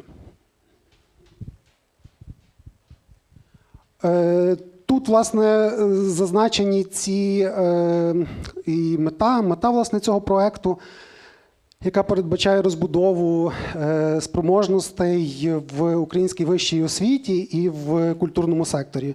Власне, ми дуже чітко для себе зрозуміли, що ті зміни, які закладені, як сьогодні пані Ольга згадувала, в стратегії культури 2030, вони так чи інакше перекликаються з освітою. І без освіти, без підтримки освітнього сектора ці зміни настати, зрештою, не зможуть. Можна наступний слайд? Отже, тут більш детальніше я зупинюся на тих завданнях, викликах, які перед нами стоять, що ми, власне, будемо впроваджувати з такої практичної сторони. І тут деякі речі вже мають певну таку інституційну тяглість, вони sustainable, вони були засновані ще в 2022 році, і сьогодні ми просто продовжуємо і поглиблюємо надання менторської підтримки нашим студентам. Студентам з 15 закладів вищої мистецької освіти. Більшість цих закладів – це є заклади під Міністерством культури, але також є і під Міністерством освіти деякі партнери, які ввійшли в цей консорціум UAX. Відтак, це буде 90 студентів магістерських програм. Нам було дуже важливо, власне, зосередитися на магістерських програмах, тому що попередня підтримка була для студентів-бакалаврів. Вона показала дуже потужні результати. Власне, це були відібрані студенти кращі з кращих, це були студенти, які отримували підтримку і менторську підтримку від колег з європейських закладів. Ця менторська підтримка полягала в тому, що наших студентів намагалися вводити в певний контекст, в певний дискурс, що дуже важливо, і формувати з них, власне, тих митців, бо йдеться про різні спеціальності мистецькі, які є конкурентно спроможними, яких розуміє світ і які можуть транслювати наші ідеї в світі.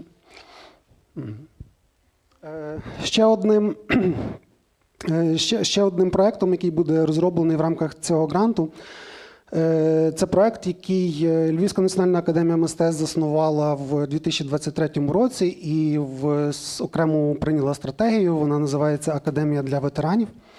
Нам дуже важливо, і ми відчуваємо цю місію, що ветерани, також люди, які постраждали від війни, вони потребують нашої певної допомоги. І тут є наша соціальна відповідальність.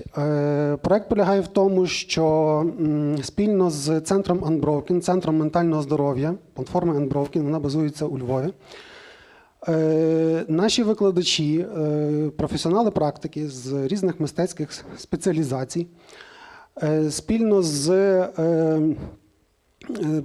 психологами, психіатрами з центру ментального здоров'я приїжджають в академію і занурюються в процес мистецького творення. Ми це називаємо травмоінформованими практиками. З точки зору медицини це більше йде мова про арт-терапію. Але так як ми не маємо терапевтів в розумінні терапевтів, як це клінічно визначено, ми говоримо про ці практики. Ми вийшли вже на те розуміння, що в якому контексті, які практики можна застосовувати. Лікарі з центру, власне, Unbroken говорять про те, що вже сьогодні їм дуже багато що є зрозумілим в контексті того, як мистецтво може впливати і лікувати людей, що можна приписати власне для людини там кераміку, або текстиль, або живопис, або музичний певний твір. Там також використовується музика для того, щоб вилікувати її власне і відновити ментальне здоров'я.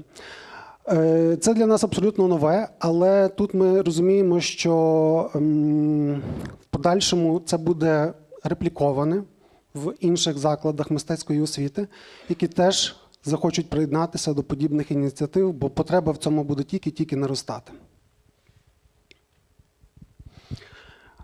Збереження культурної спадщини – це не менш важливий аспект нашої певної відповідальності, власне, як професійної спільноти, освітянської спільноти, але також спільноти дієвців культури.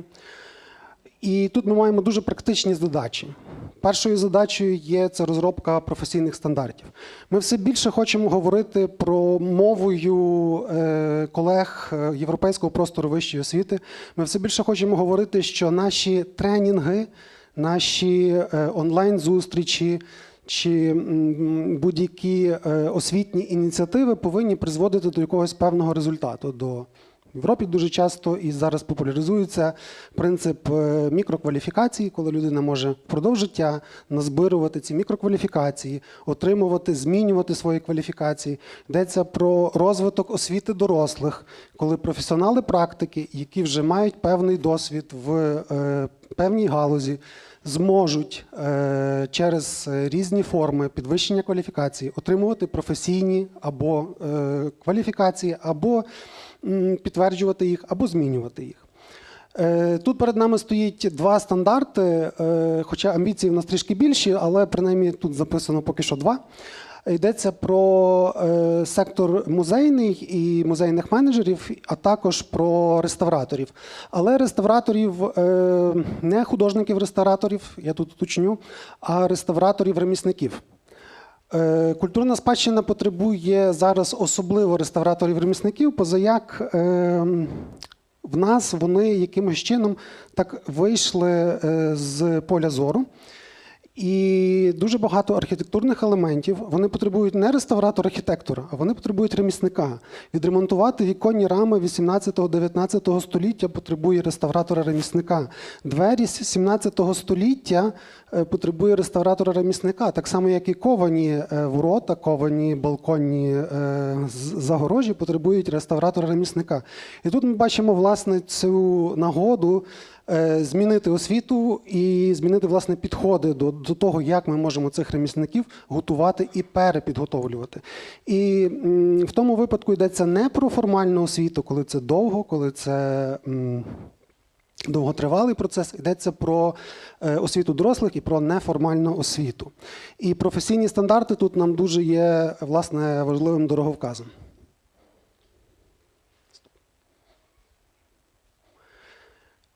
Навички для культурного сектора і креативного сектору. Це насправді дуже, я як освітянин, для мене це така травматична історія. В нас зараз якраз Міністерство освіти проводить, зібрали групи людей, які проводять консультації щодо розробки освітніх стандартів. Тут дуже важливо, колеги, щоб ми всі були включені і розуміли, що є в тих стандартах закладено, тому що нам здається, що це якийсь державний документ, який ні на що не впливає, і нам взагалі тут якби не до стандартів. Але ті стандарти, які мені приходиться бачити, інколи викликають таке трішки подивування. Приходиться постійно писати звернення в міністерство, щоб відбувалися якісь певні коригування, або щоб їх не допускали до розгляду або до затвердження. Бо вони більше шкодять, ніж допомагають. В нас є якийсь такий підхід, що ми хочемо інколи видумати заново велосипед в тих стандартах, чи освітніх, чи професійних, і не опираємося, власне, на широкий культурний контекст. І нам дуже важливо, щоб в обох випадках, і освітніх стандартах, і культурних і в професійних стандартах, щоб ми могли залучати широке коло фахівців, щоб, власне, культурний сектор був долучений до того, що ми прописуємо в тих чи інших компетентностях, щоб ці стандарти, більше того, були порівняльними, щоб ми могли їх співставити з тим, що робиться в європейському просторі вищої освіти.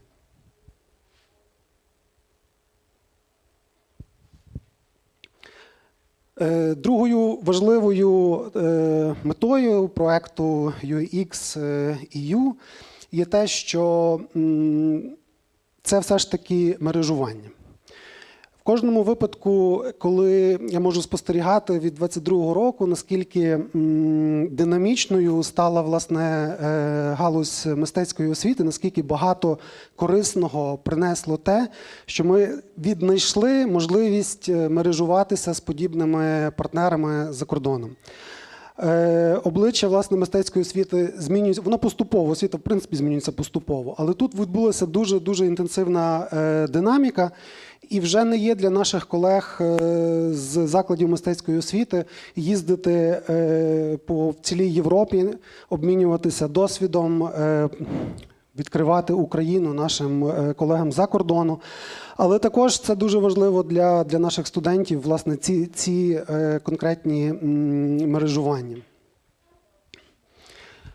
В нас продовжиться в рамках цього проєкту, у нас продовжиться підтримка 15 закладів, 15 академій мистецтв, 15 закладів мистецької освіти і їхнє членство в цьому глобальному консорціумі «Елія». 6 культурних інституцій вже стали, так? Ще ні. Ну, в процесі долучення до консорціуму Cultural Action Europe.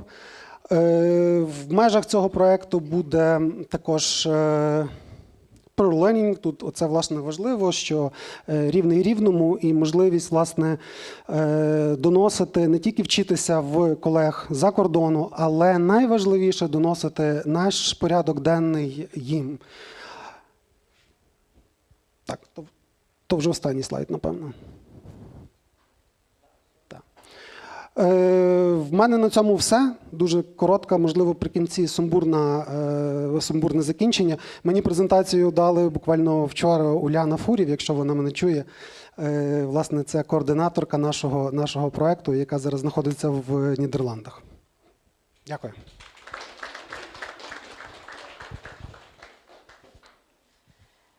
Дякуємо вам. Насправді я от слухаю і радію, що у нас є в 4 рази більше можливостей як для українських культурних організацій, так і для організацій за кордону. І я би насправді хотіла спробувати відповісти. Так, зараз я перелистаю презентацію і відповісти на питання, яке звучить у нас уже в онлайні і яке, можливо, звучало у вас, та як це все синхронізувати, як встигнути на всі ці 4 проекти, як податися, куди податися і чи схожі ці проекти, або, знову ж таки, наскільки вони відмінні. І там десь навіть звучало, що ми конкуруємо одне з одним. Справді, активностей дуже багато. Згадували вже, що проекти в межах програми Креативної Європи тривають 3 роки, тому звертаємо увагу, що це таймлайн на, тут навіть на 2, бо там аж в кінці десь у нас є ще останні заходи в 2028 році. Так, потрібно увагу свою так сконцентрувати і точно бути максимально уважними, тому що насправді ми зі свого боку, як організатори, так і наші партнери-співорганізатори, ми точно бачимо цю різницю. Ми точно бачимо дещо все-таки різні фокуси, попри те, що глобально так ми зосереджуємося на схожій цільовій аудиторії. Але тим не менше, так ми тут закликаємо вас так звернути увагу максимально детально, брати участь у всіх цих презентаціях, які буде організовувати як фонд ізоляція, так і наші партнери, де ми будемо розказувати детальніше про те, що можна, що не можна в межах тих чи інших проєктів, що допускається, що ні, і щоб ви самі для себе прийняли рішення, який же з цих конкурсів, так, який з цих колів справді пасує найкраще до вашої ідеї, так і де вона матиме якнайбільше шансів. І знову ж таки, чи можете ви подаватися на, хоч і на всі ці коли? Якщо у вас є спроможність, то чому б ні? Але знову ж таки, дуже важливо, щоб ви тут мали собі так, тримали в пам'яті, що тільки ви можете прийняти це рішення, куди і як найбільш доречно вашу ідею подати на фінансування, чи на навчання, чи whatever, тому що є дуже багато, крім грантових можливостей, ще й можливостей для розвитку, для навчання, для підвищення спроможності, для пошуку партнерів, для майбутніх проєктів, чи для тих, які, можливо, у вас уже зараз тривають.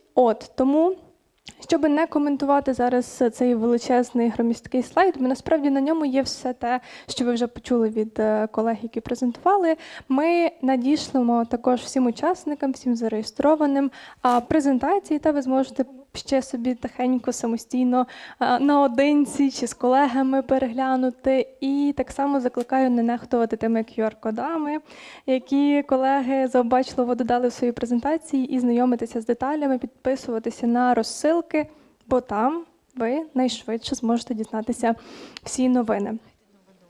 Про автобус. Боже, він чекав. Він чекав. Так? Та ні. Кава то святе.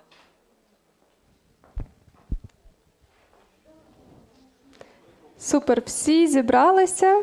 Я розумію, що дуже хочеться поговорити, але для цього буде, як то кажуть, спеціально відведений час. Отож, зараз у нас буде панельна дискусія. Будуть в нас говорити, розповідати, не знаю, що вже вирішити собі колеги.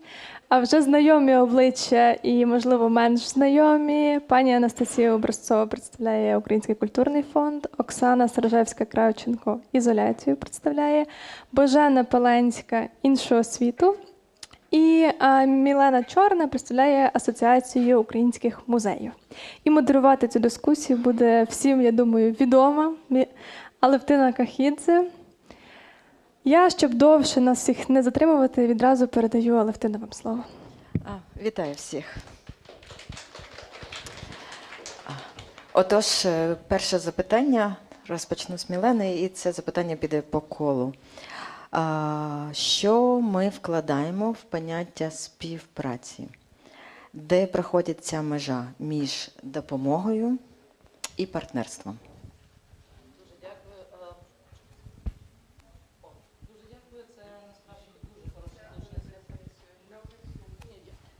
Я увімкнула. Дякую. Це насправді дуже хороше запитання. І, якщо чесно, вже майже 2 роки це саме те, на чому ми наголошуємо, коли спілкуємося з іноземними колегами. Тому що в 22-му, я буду говорити за сферу музеїв і культурної спадщини, ми приймали всю допомогу, яка йшла. І допомога йшла, будемо відверті, вона йшла дещо хаотично від всіх можливих музеїв. Тобто там приїжджали ящики на ньому, музей Берліна, музей Мюнхена. Звичайно, ми приймали, і це допомогло нам врятувати те, що ми зараз зберігаємо далі. Але десь в 23-му році ситуація змінилася. Ми вже, по-перше, змогли розбиратися з оперативними питаннями набагато швидше з допомогою. І в 23-му ми почали говорити з іноземними партнерами, з іноземною допомогою, з тими людьми, інституціями, які надавали нам допомогу на рівних, на партнерських засадах. Ми маємо ту експертизу, яку, на щастя, вони ще не мають. Той досвід, який, на щастя, у них немає і, сподіваємось, ніколи не буде. Але от зі спілкування з 23-го року понині я бачу ту динаміку в іноземних партнерах, як до них приходить усвідомлення нашої цінності. І зараз, саме от в проєкті Креативної Європи і окремий проєкт є в асоціації, ми налагоджуємо peer-to-peer партнерства. Тобто ми не жебраємо, ми не колядуємо. Ми за їхню допомогу вертаємо їм вдячність нашою експертизою, нашими знаннями. І, до речі, вони дуже високо це цінують. Вони навіть просять, якщо не можете приїхати, то онлайн проведіть нам, як в екстремальних ситуаціях діяти. Тому що, коли ми їм розповідаємо, як діяли українські музейники, і будемо відверті, для того, щоб врятувати колекцію, інколи доводилось порушувати. Багато чого доводилось порушити. Тому що законодавство у нас не флексибл, на жаль. І це зрозуміло, його довго змінювати, це довгий тривалий процес. Тому люди рятували на власний ризик, да, і реагували згідно ситуації. Вони цього не знають. Вони думають, що, от, наприклад, у них розроблені протоколи евакуації, у них тренінги проводились, і воно спрацює. Вони наївно думають, що от коли прийде, не дай Боже, цей час Х, що от пожежники прибігають, рятують тобі це, солдати приходять, військові рятують тобі це, поліцейські охороняють там, а ти от тільки координуєш, куди яку колекцію частини вести. Це не спрацює. У нас це теж було. Ну, тобто, у нас теж є відповідальні інституції, які мали б спрацювати. Ні, музейники лишаються сам на сам з колекцією, і вони це вже зараз усвідомлюють, європейці.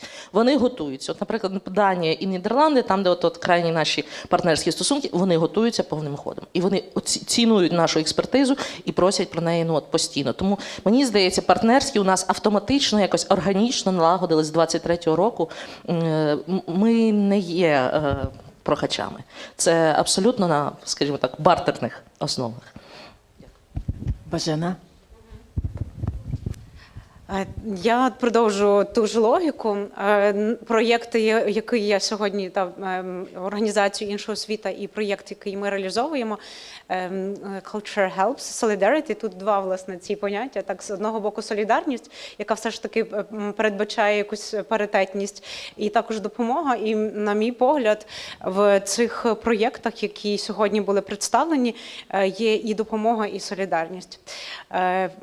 Якщо розвивати цю тему, на мій погляд, організації, які подаються у партнерства, вже апріорі мають якийсь певний досвід, і це усвідомлення свого досвіду і знання є дуже важливим на старті, на початку цієї співпраці. І я впевнена, що наші партнери, ми йдемо на рівних і паритетних умовах співпраці. У нас навіть є документи, які ми спільно розробляли, яким чином ми співпрацюємо, на яких засадах. І ця повага і взаєморозуміння того, що як ми працюємо, які умови, стандарти і стандарти якості ми маємо. Я думаю, що тут дають розуміння з усіх сторін, як ми працюємо. Тому тут повинно бути, тут є одне і інше. І другий момент, який я би хотіла наголосити, дійсно, що за ці роки ми дуже часто наголошуємо, і я думаю, далі будемо говорити, що для нас паритетність є дуже важливою, але тут нам потрібно її усвідомлювати. Це і багаторічний досвід, який ми здобуваємо, і цей унікальний досвід, який ми маємо, яким ми можемо ділитися. І третє, напевне, це те, що ми називаємо знання, колективні знання, які здобувають організації. І ці всі складові, вони дають змогу розвивати ці рівноправні партнерства, яких щораз, я дуже маю велику надію, що ставатиме щораз більше. Ну, от цей приклад, який іншого світу має, так, з European Cultural Foundation, який і з УСА з Берліну, Європейський культурний фонд з Амстердаму і іншого світу з Києва, так, тобто і ветеранка також, яка є четвертим партнером. На мій погляд, це дуже хороший приклад того, як можуть створюватися довготривалі партнерства.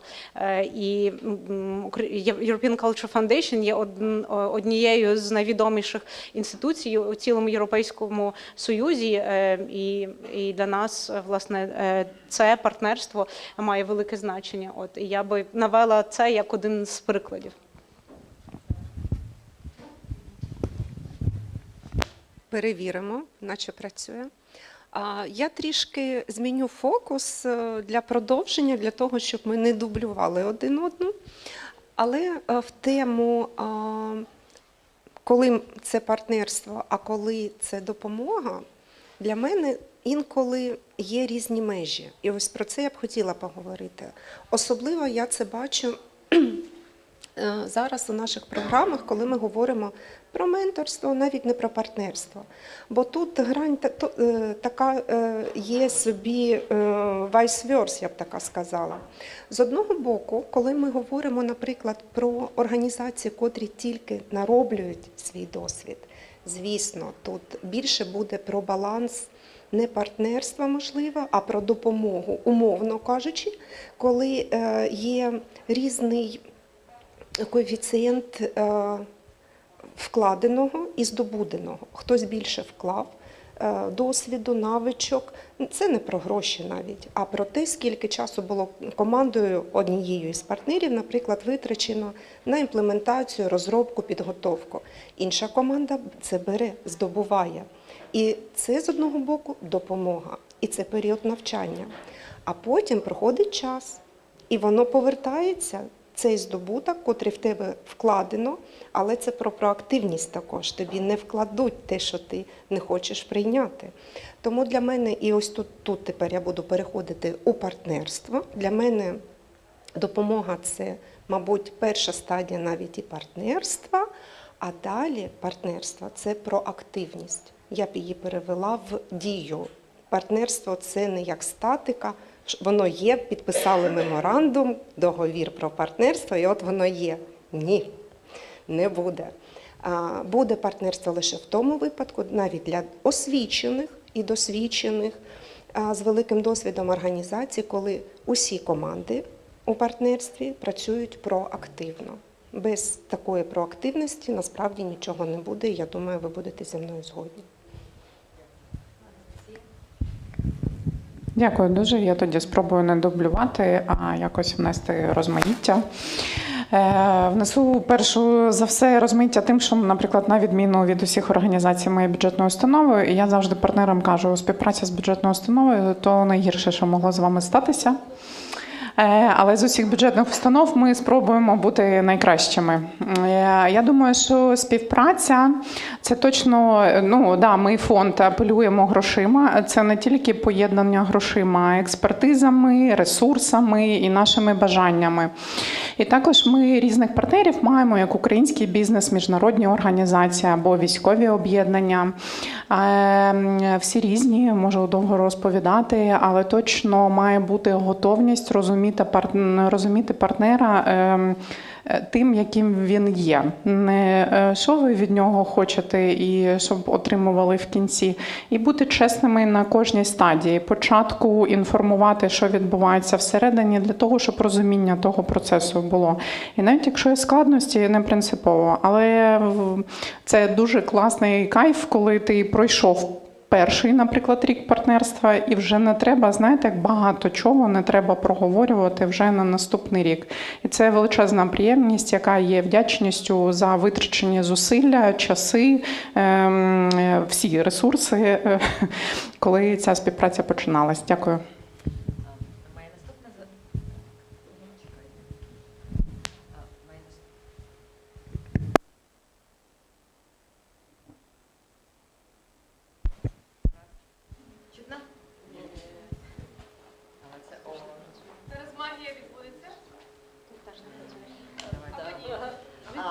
Я голосом. Скажіть, будь ласка, наступне моє запитання про те, а як би ми з вами поглянули, де є в ваших програмах подолання наслідків, а де дійсно може бути відновлення? Наскільки взагалі можливо відновлення в тих реаліях, в якому живе українське суспільство, і наскільки ви і заявляєте, і можете уявити, що відновлення можливо?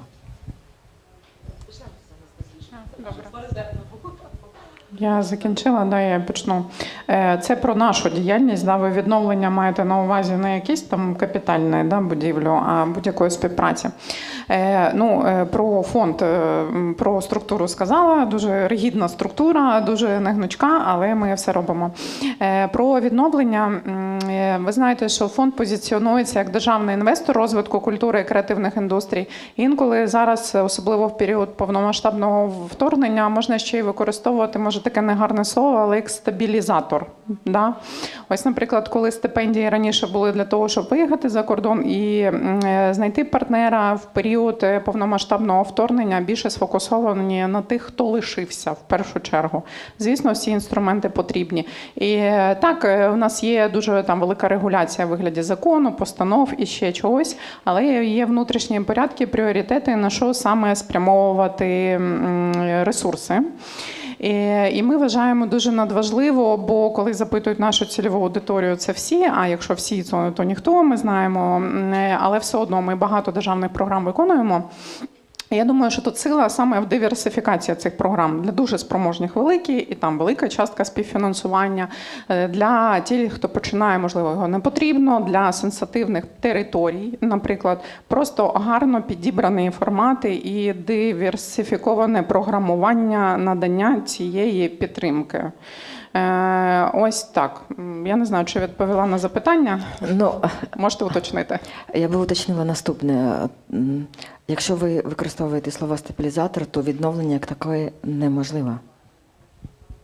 Так? Саме так, да. І тут більше функція. Хотілося б, знаєте, мати якусь типу кінцеву мету з метриками, що ми досягли, наприклад, цього не було, і ми повністю відновили, і можемо сказати, але фонд, скоріше за все, буде підтримувати загальний настрій, щоб фінансування було постійним, щоб підтримка тих або інших напрямів була постійна. І я думаю, що тут постійність, я розумію, що це не дуже популістично виглядає, да? Але типу, воно важливо, і також типу, нам, як Державному фонду, дуже важливо розуміти свою роль. Так. Дякую. Тоді моє запитання наступне до Оксани, якщо ми говоримо про партнерство. От наскільки тут можна врахувати той момент, що от повноцінне партнерство деколи неможливо, якщо певна інституція чи певна команда не в ресурсі. Як тут, власне, бути з цими питаннями подолання наслідків і відновлення? А можна переповторити не в ресурсі? Не в ресурсі це, ну, наприклад, навіть сьогодні. Ми не спали сьогодні вночі, і навіть якщо була запланована Zoom-конференція, то от як, власне, діяти, що от команда в Києві навряд чи могла би бути в ресурсі? Ага, дякую за уточнення. Тут я поділюся, можливо, таким досвідом нашої команди, і це буде більше мій персоналізований досвід. Я бачила і мала різні партнерства. І я вважаю, що у нас стабільні і гарні і надійні партнерства, але всі різні. Немає однакових партнерств.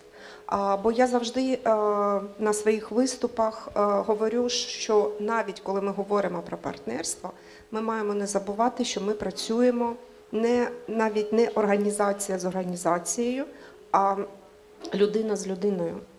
І це також впливає на партнерство. Оці зв'язки персоналізовані, або більш тісніший у когось контакт, або хтось легше комунікує з тим членом команди або іншим, це також впливає на партнерство. Не на ефективність партнерства, як на великі результати, а на те, як відбувається. І там, де є більш-менш на рівні людина-людина порозуміння, то це партнерство, навіть якщо ми говоримо про суперсерйозні партнерства, як, наприклад, у таких великих проєктах, як ми сьогодні маємо, це коли організація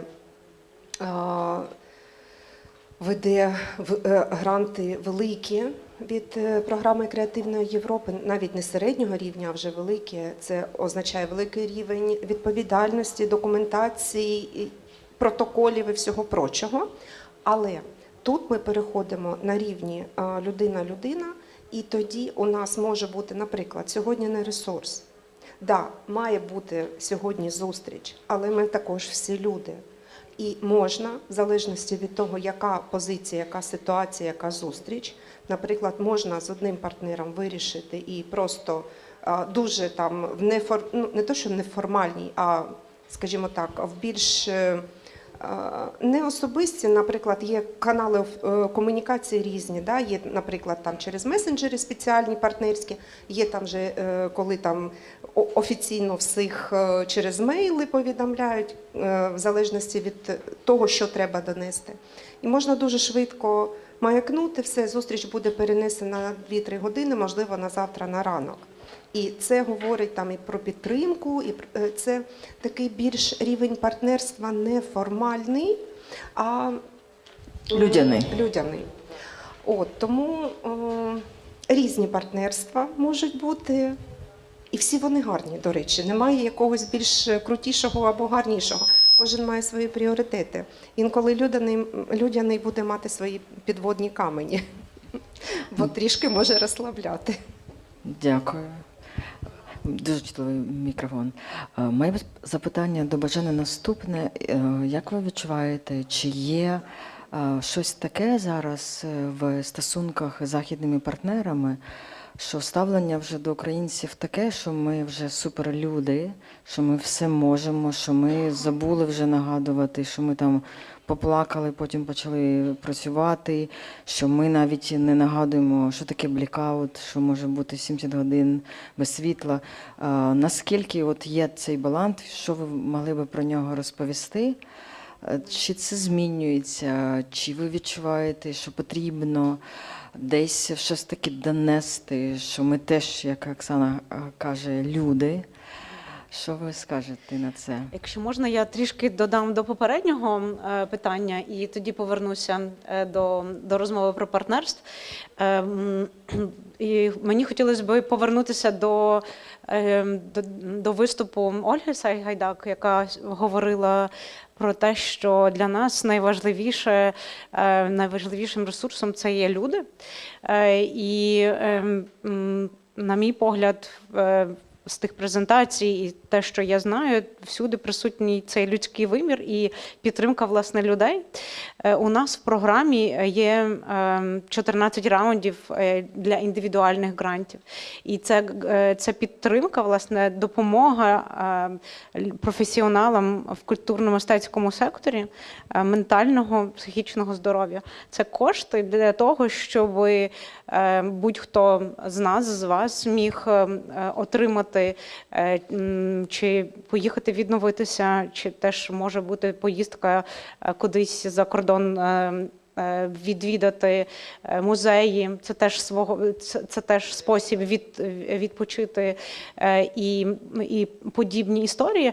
Тобто усвідомлення того, що нам сьогодні, Анастасія згадувала про стабілізацію, треба думати про це постійно, що в яких умовах ми живемо, і вкладання, підтримка людей, індивідуумів, які сьогодні роблять неймовірно величезну роботу, вона повинна бути в усіх проєктах. Поки тривають такі умови, на мій погляд, воно постійно має бути. І інша освіта має не лише цей проєкт, а декілька інших, і майже всюди є ця індивідуальні гранти на відновлення, стабілізацію свого психічного здоров'я. Бо без розуміння того, що кожному з нас потрібно відновлювати постійно свій ресурс, аби могти працювати так, як ми хочемо цього на тому рівні партнерства і отримання тих результатів, які ми би хотіли. Це така репліка щодо попереднього питання. А друге, як сприймають нас партнери? Наші партнери дуже добре розуміють, і нема того викривленого, що там ми суперлюди, розуміння навпаки. Дуже часто вони настільки добре усвідомлюють і розуміють, в яких умовах ми живемо. І я інколи навіть дивуюся. Там був той момент, коли була повітряна тривога, і вони кажуть, у вас зараз повітряна тривога, ну все, перериваємося, вам потрібно йти. Ну і ми там, звісно, зжартували, але тобто навіть турбота про нас в такий спосіб є. Чи до прикладу, коли почалися морози, атаки на інфраструктуру, наші партнери просто додатково знайшли кошти і надіслали нам пледи, павербанки і дуже багато всього. Тобто вони постійно слідкують за тим, що у нас відбувається, і в організаціях, з якими ми співпрацюємо, є це дуже добре усвідомлення.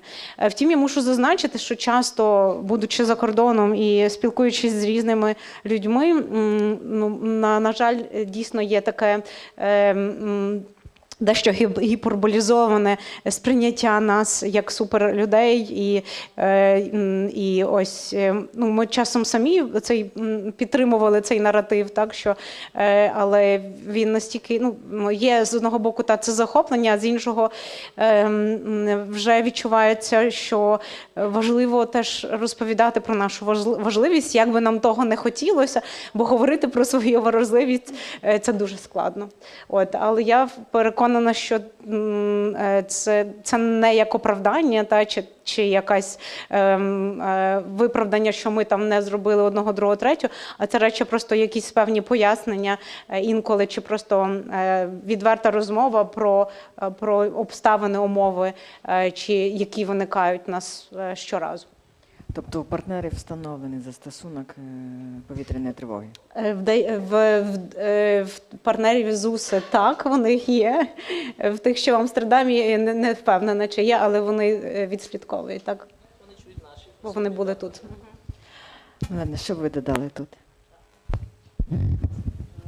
Ви знаєте, от з точки зору музейників, ми часто зустрічаємось на конференціях з тим, що нам з захопленням кажуть, що ми такі resilient, оце наратив стійкість, ви такі стійкі. Це дуже часто звучить, принаймні в сфері культурної спадщини від західних партнерів, що ми вражені вашою стійкістю, ви дійсно суперлюди і все решта. Часто в Польщі, наприклад, і в Німеччині музейники, місцеві директори підходять після історії, які ми розповідаємо, вони кажуть, ми б не зробили такий вибір. Коли ви стоїте перед вибором, в тебе 11-місячна дитина на руках, і в тебе колективу немає, тільки одна людина. Тобі рятувати колекцію чи рятувати свою дитину? Вони кажуть, ні, ми б в житті цього не зробили, ми б хапали дитину і їхали. Єдина країна, де підійшли і сказали, так, окей, ми будемо робити так, як ви, це була Данія, оце нещодавно. Ми готові, ми розподілимо, хтось в родині буде займатися дітьми, ми будемо займатися колекціями. Тож наратив, в принципі, resilient є, але вони розуміють і співпереживають. Дійсно, правильно, абсолютно згодна з Боженою, вони співпереживають, вони коли в зумі чують тривогу, вам треба йти, і дуже дивуються, коли ти кажеш, та ні, це тільки МіГ-21 злетів, все окей, все, не треба нікуди тікати. Є таке співпереживання. Але щодо відновлення, пані Алевтино, от ви спитали відновлення, і перше збереження, Чи де різниця між подоланням наслідків і відновленням? Чи взагалі воно можливе до кінця? От якраз я думаю, що сфера культурної спадщини в цьому цікава тим, що ми вже, як би це складно не було, говорити про відновлення, тому що ти сидиш і думаєш, яке відновлення, давайте переможемо спершу. Але про відновлення ми можемо говорити в музейній сфері в тому плані, що музейники дуже швидко адаптувалися до ситуації. І у нас, наприклад, немає кейсів, коли людина не може під'єднатися до Zoom. Була конференція «Український музей» в Нью-Йорку, теж партнери, вони призначили міні-стипендії для музейників, і вони кажуть, не ж можуть же люди підключитися. Слов'янськ, каби літають. Харків, тільки нещодавно обстріл. Ахтирка, тобто вони були здивовані. І коли вони побачили мене, наприклад, в супермаркеті, тому що у нас блекаут, і ніде світла немає, ні зв'язку, звичайно, я як модератор хапаю ноутбук, йду в велику кишеню, сідаю і модерую. І вони, звичайно, шоковані цим. Але для нас це норма, вже норма. Можливо, це не має, звичайно, це не має бути норма, але ми нормально з цим зараз якось живемо. Відновлення в музейній сфері можливо зараз на soft skills. Музейники зараз дуже швидко трансформуються, особливо релоковані, тому що вони позбавлені колекції, вони позбавлені приміщення, і, відповідно, їм треба адаптуватися до ситуації, вони хочуть далі продовжити музейну роботу. Це музейники, вони цим живуть. 20-30 років роботи в музеї, наприклад. І вони релоковані, наприклад, Львів чи Київ, вони збирають спільноту свою довкола себе. Тобто ВПО з цього регіону автоматично чують там, ой, виставка мобільна там в політехнічному музеї, ідуть туди. І що цікаво, я б хотіла навести відновлення. От Луганський обласний краєзнавчий музей. Двічі втрачена колекція в Луганську і в Старобільську. Тому що захват був за один день. Тобто, коли там дзвонять директорці і кажуть, все, ти можеш евакуюватися, вона каже, я вже не можу, в мене танки російські під вікнами. Тобто, куди я можу? Ми зберегли людей, це головне. Люди виїхали з окупації, люди змогли, ми врятували, основний наш ресурс – це люди. І от зараз, наприклад, Луганський релокований без приміщення, без колекції, без нічого, роблять мобільну виставку. І довкола них збираються ВПО. І кажуть, Боже, так ви ж двічі втратили колекцію. Ми вам принесемо речі.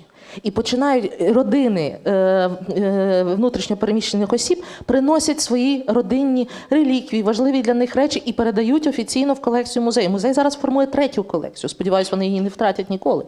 Але зараз вони роблять виставку «Музей у тривожній валізі», яка вже поїхала в Литву, в Швейцарії була. Вони показують ці предмети. Тому що ми розуміємо, що люди, коли їдуть в евакуацію, що ти береш в цей чемодан, в ці 2 чемодани? Найцінніше, що в тебе є. Той півник, який бабусин стояв, можливо, з точки зору антикваріату, він не представляє цінності. Але як історія, родинна історія, що це бабусин півник. Колись вона працювала на цьому заводі. Слов'янська кераміка, яка славилась на всю Європу, якої ми вже, на жаль, поки що не маємо. Ці всі речі, предмети передаються в музей, вони будуть робити виставку з усною історією цих людей і з цими предметами. Тобто музеї вже відновлюються. У нас іде цей процес, навіть без приміщення і без колекцій. Так само працює Донецький художній музей в евакуації. Робимо спільні виставки. Нас рятують горизонтальні зв'язки. От за рахунок горизонтальних зв'язків ми розвиваємося. Але найскладніше у цьому для цих музеїв, тому що, в принципі, національні музеї, це більш не поверхи, і в них немає зараз потреби щось динамічно робити. Тому ми орієнтуємося в асоціації саме на релоковані і прифронтові. Вони найактивніші. Але питання в тому, що зараз ці музейники вже сидять і думають, тому що вони не можуть повірити, що цю землю віддадуть. Вони вірять, що ця земля повернеться. Це їхня земля. У них дуже велика прив'язка до землі, до місцевої громади. Наприклад, найскладніше для мене, для голови асоціації, було змусити людей поїхати. Покровськ. 14 кілометрів вже росіяни. І ти кричиш директору, виїжджай, в тебе підліток дівчина, в тебе мала дитина. Ні, я не можу, моя громада ще тут. Я підготувала виставку до Дня Незалежності. І головне для них зараз, вони сидять і часто ми робимо дискусії і обговорюємо, вони вірять в те, що вони повернуться, питання часу, звичайно. І як їм зараз працювати, от вони повернуться, і як їм працювати з тими людьми, які там лишались в окупації, які наративи формувати. І от ми віримо в те, що такого шансу українські музейники ще не мали. Насправді це великий шанс, на жаль, через такі обставини, але це перший раз в історії музеїв наших, що є порожні зали, і ти можеш подумати над новим наративом, над новим дизайном експозиції і як працювати з громадою. Тобто, працюємо над цим. Те, що я чую, це таке травматичне зростання. Насправді, подолання наслідків і є інше бачення свого власного відновлення. І моє запитання тоді до вас і по колу я би теж хотіла, щоб ми поговорили про успіх, формальний та змістовний. Як ви його бачите? Ой, складне запитання. Успіх. Не подобається слово успіх, да?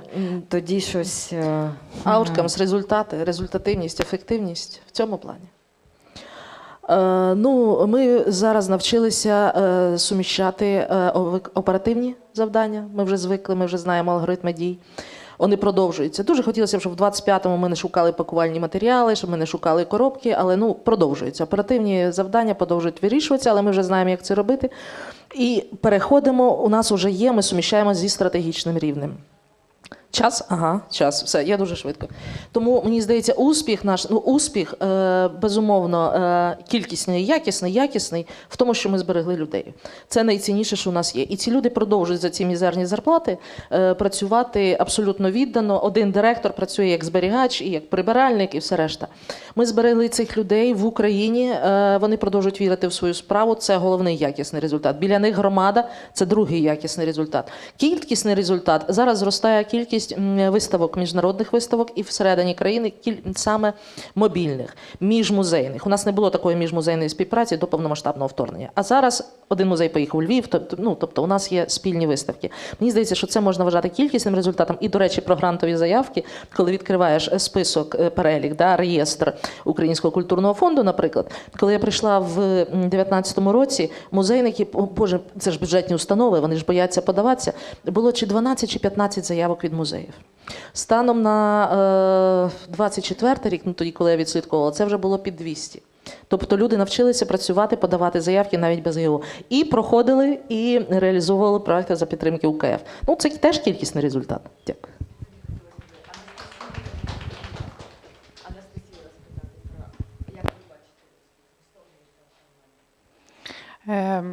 Давайте я про успіх, наприклад, скажу дуже особистісно про себе, бо, не завжди успіх – це щастя, знаєте, таке внутрішнє. І те, що можна поміряти метриками, щось там добре, наприклад, в нашій організації, або погано, я теж погоджуюсь, що зараз в ці складні часи дуже важливі люди. І коли є певні процедури, але від того страждають люди, то у нас в Україні повномасштабне вторгнення, важливіше зберігати нашу менталку, а потім вже дотримуватися певних процедур, бо якщо ми втратимо людей, нікому буде дотримуватися тих процедур. Там ефективних, неефективних, забюрократизованих або ні. І тоді вже відрефлексовуючи так, як змінюється той стабілізатор, яким я назвала Український культурний фонд, ми бачимо, що більше органів самоврядування, державних, комунальних установ. А я розумію, що є різниця податися певному музею або громадській організації, то є два різних виклики. І це також дуже круто, що фонд може підтримувати будь-яку організаційну правову форму. Благодійний фонд, громадську організацію, ФОП, ТОВ. І ми вже їх не розрізняємо на певні категорії. Ми ведемо статистику за організаційно-правовою формою, але немає такого, що в когось проект буде кращий або ні. Так, я думаю, що ось коли створені такі умови, коли вони доступні всім, це також певна метрика успіху. Дякую. Оксана, про успіх, формальний та змістовний. Формальний успіх – це гарні показники, витримані з усіма KPI, все красиво, все добре, 78 сторінок звіту, супер формально. Це формально. Оце для мене формальний успіх. Ми досягнули, але я не відчуваю щастя від цього.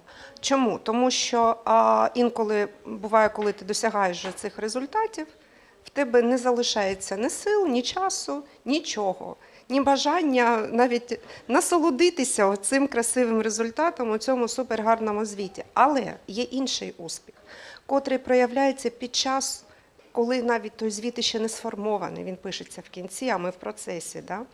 І от коли ми робимо подію, ми зробили, на прикладі, open call, ми вирішили якусь проблему, ми маємо порозуміння один з одним всередині команди, там, проконсультували, з консорціумами різними поспілкувалися, досягли спільної ідеї мати таку зустріч, наприклад, як сьогодні. Це успіх? Так, це успіх. Чому? Тому що ми маємо емоції, ми маємо результат, котрим він фізично ти його не пощупаєш, але ти отримуєш дуже багато і емоцій, і ось той момент, коли малесенький тріумф, що ти це зміг, ми це зробили. І ось для мене оце вірніше, ось такий успіх, він найкращий. Змістовний. Змістовний, який так. важко перетворити на щось, що є буквами, так, або текстом, або навіть зображенням. Але формальний він має бути. І я знаю, що у кожного з нас суперкласні команди, котрі роблять все, щоб був і формальний успіх, також для того, щоб все було досягнуто. Але я всім нам бажаю, щоб ми мали цей неформальний успіх завжди на кожному етапі наших проєктів. Бажена?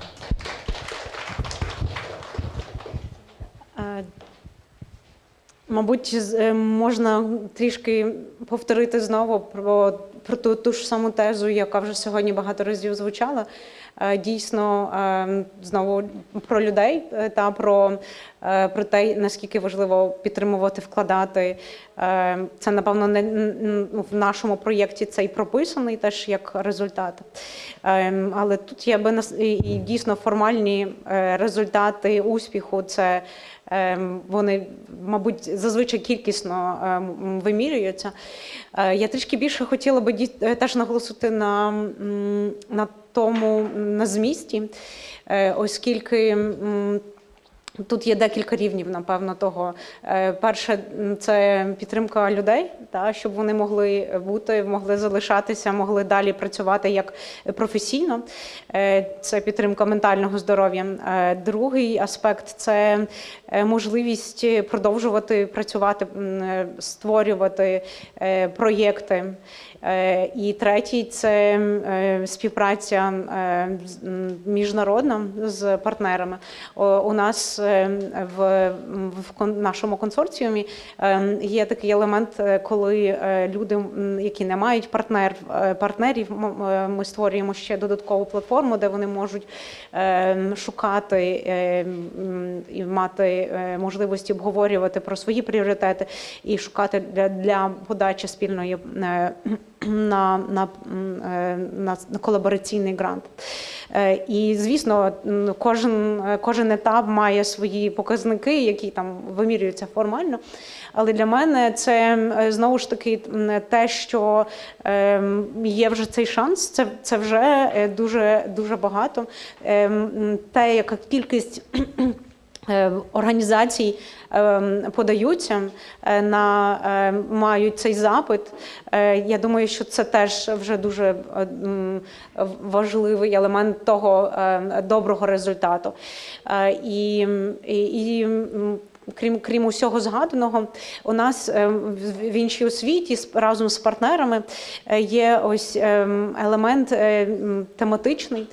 У нас кожен етап матиме якийсь тематичний блок, який пов'язаний з дослідженнями, продумування важливих на сьогодні проблем. До прикладу, один з тематичних блоків – це є зв'язки, робота зі спільнотами, реінтеграція ветеранів та ветеранок і підтримка тих зв'язків, які сьогодні, як для професійного, так само для особистого і для встановлення і розвитку чи утворення нових спільнот є ключовим. І для нас дуже важливо не лише підтримувати, але визначати і думати про тематичні,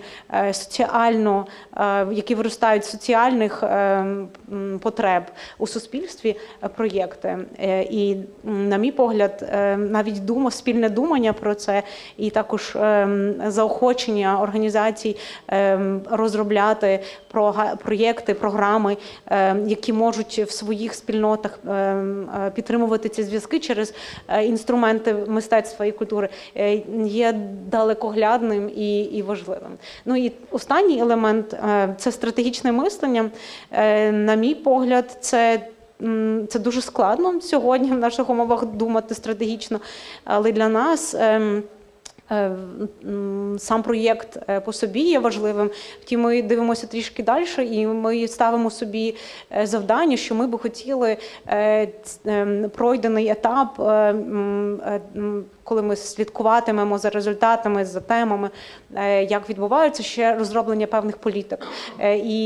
І цей досвід здобутий, це перетворювати в їх в знання, якими ми можемо ділитися, і далі також як на українському, так і на міжнародному рівні презентувати як політика.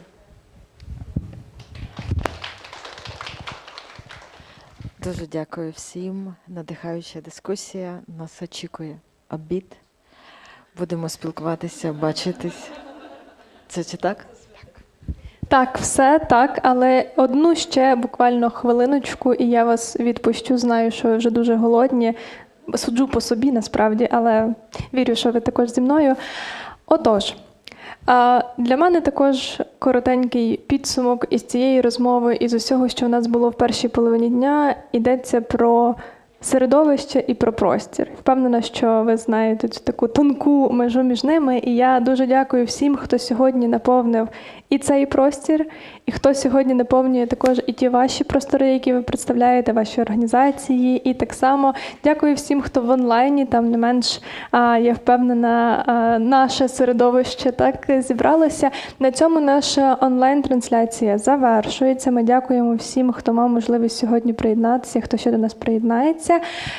Колег, які лишаються в офлайні, ми вас далеко не відпускаємо тільки на обід. Якщо у вас є можливість лишитися, будь ласка, залишайтеся. Нам дуже важлива ваша присутність тут, тому що після обіду о 13:45 ми повертаємося через там 45 хвилин приблизно.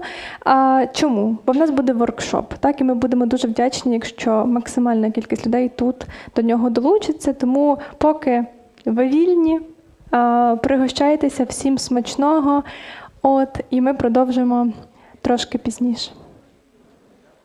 І ще одне дуже важливе, що я ледь не забула, бачите, бо вже дуже голодна таки. Зараз на екрані тут і внизу вас зустріне QR-код. Цей QR-код – це опитування, так, ваш такий фідбек. Ми будемо дуже вдячні, якщо ви всі його пройдете. От прям всі. Коли я кажу всі, я маю на увазі максимально всі, хто має смартфони, має цю можливість. Нам справді дуже важлива ваша думка, і там не буде банальних питань, на які ви вже відповідали. Чесно, я його передивлялась перед цим.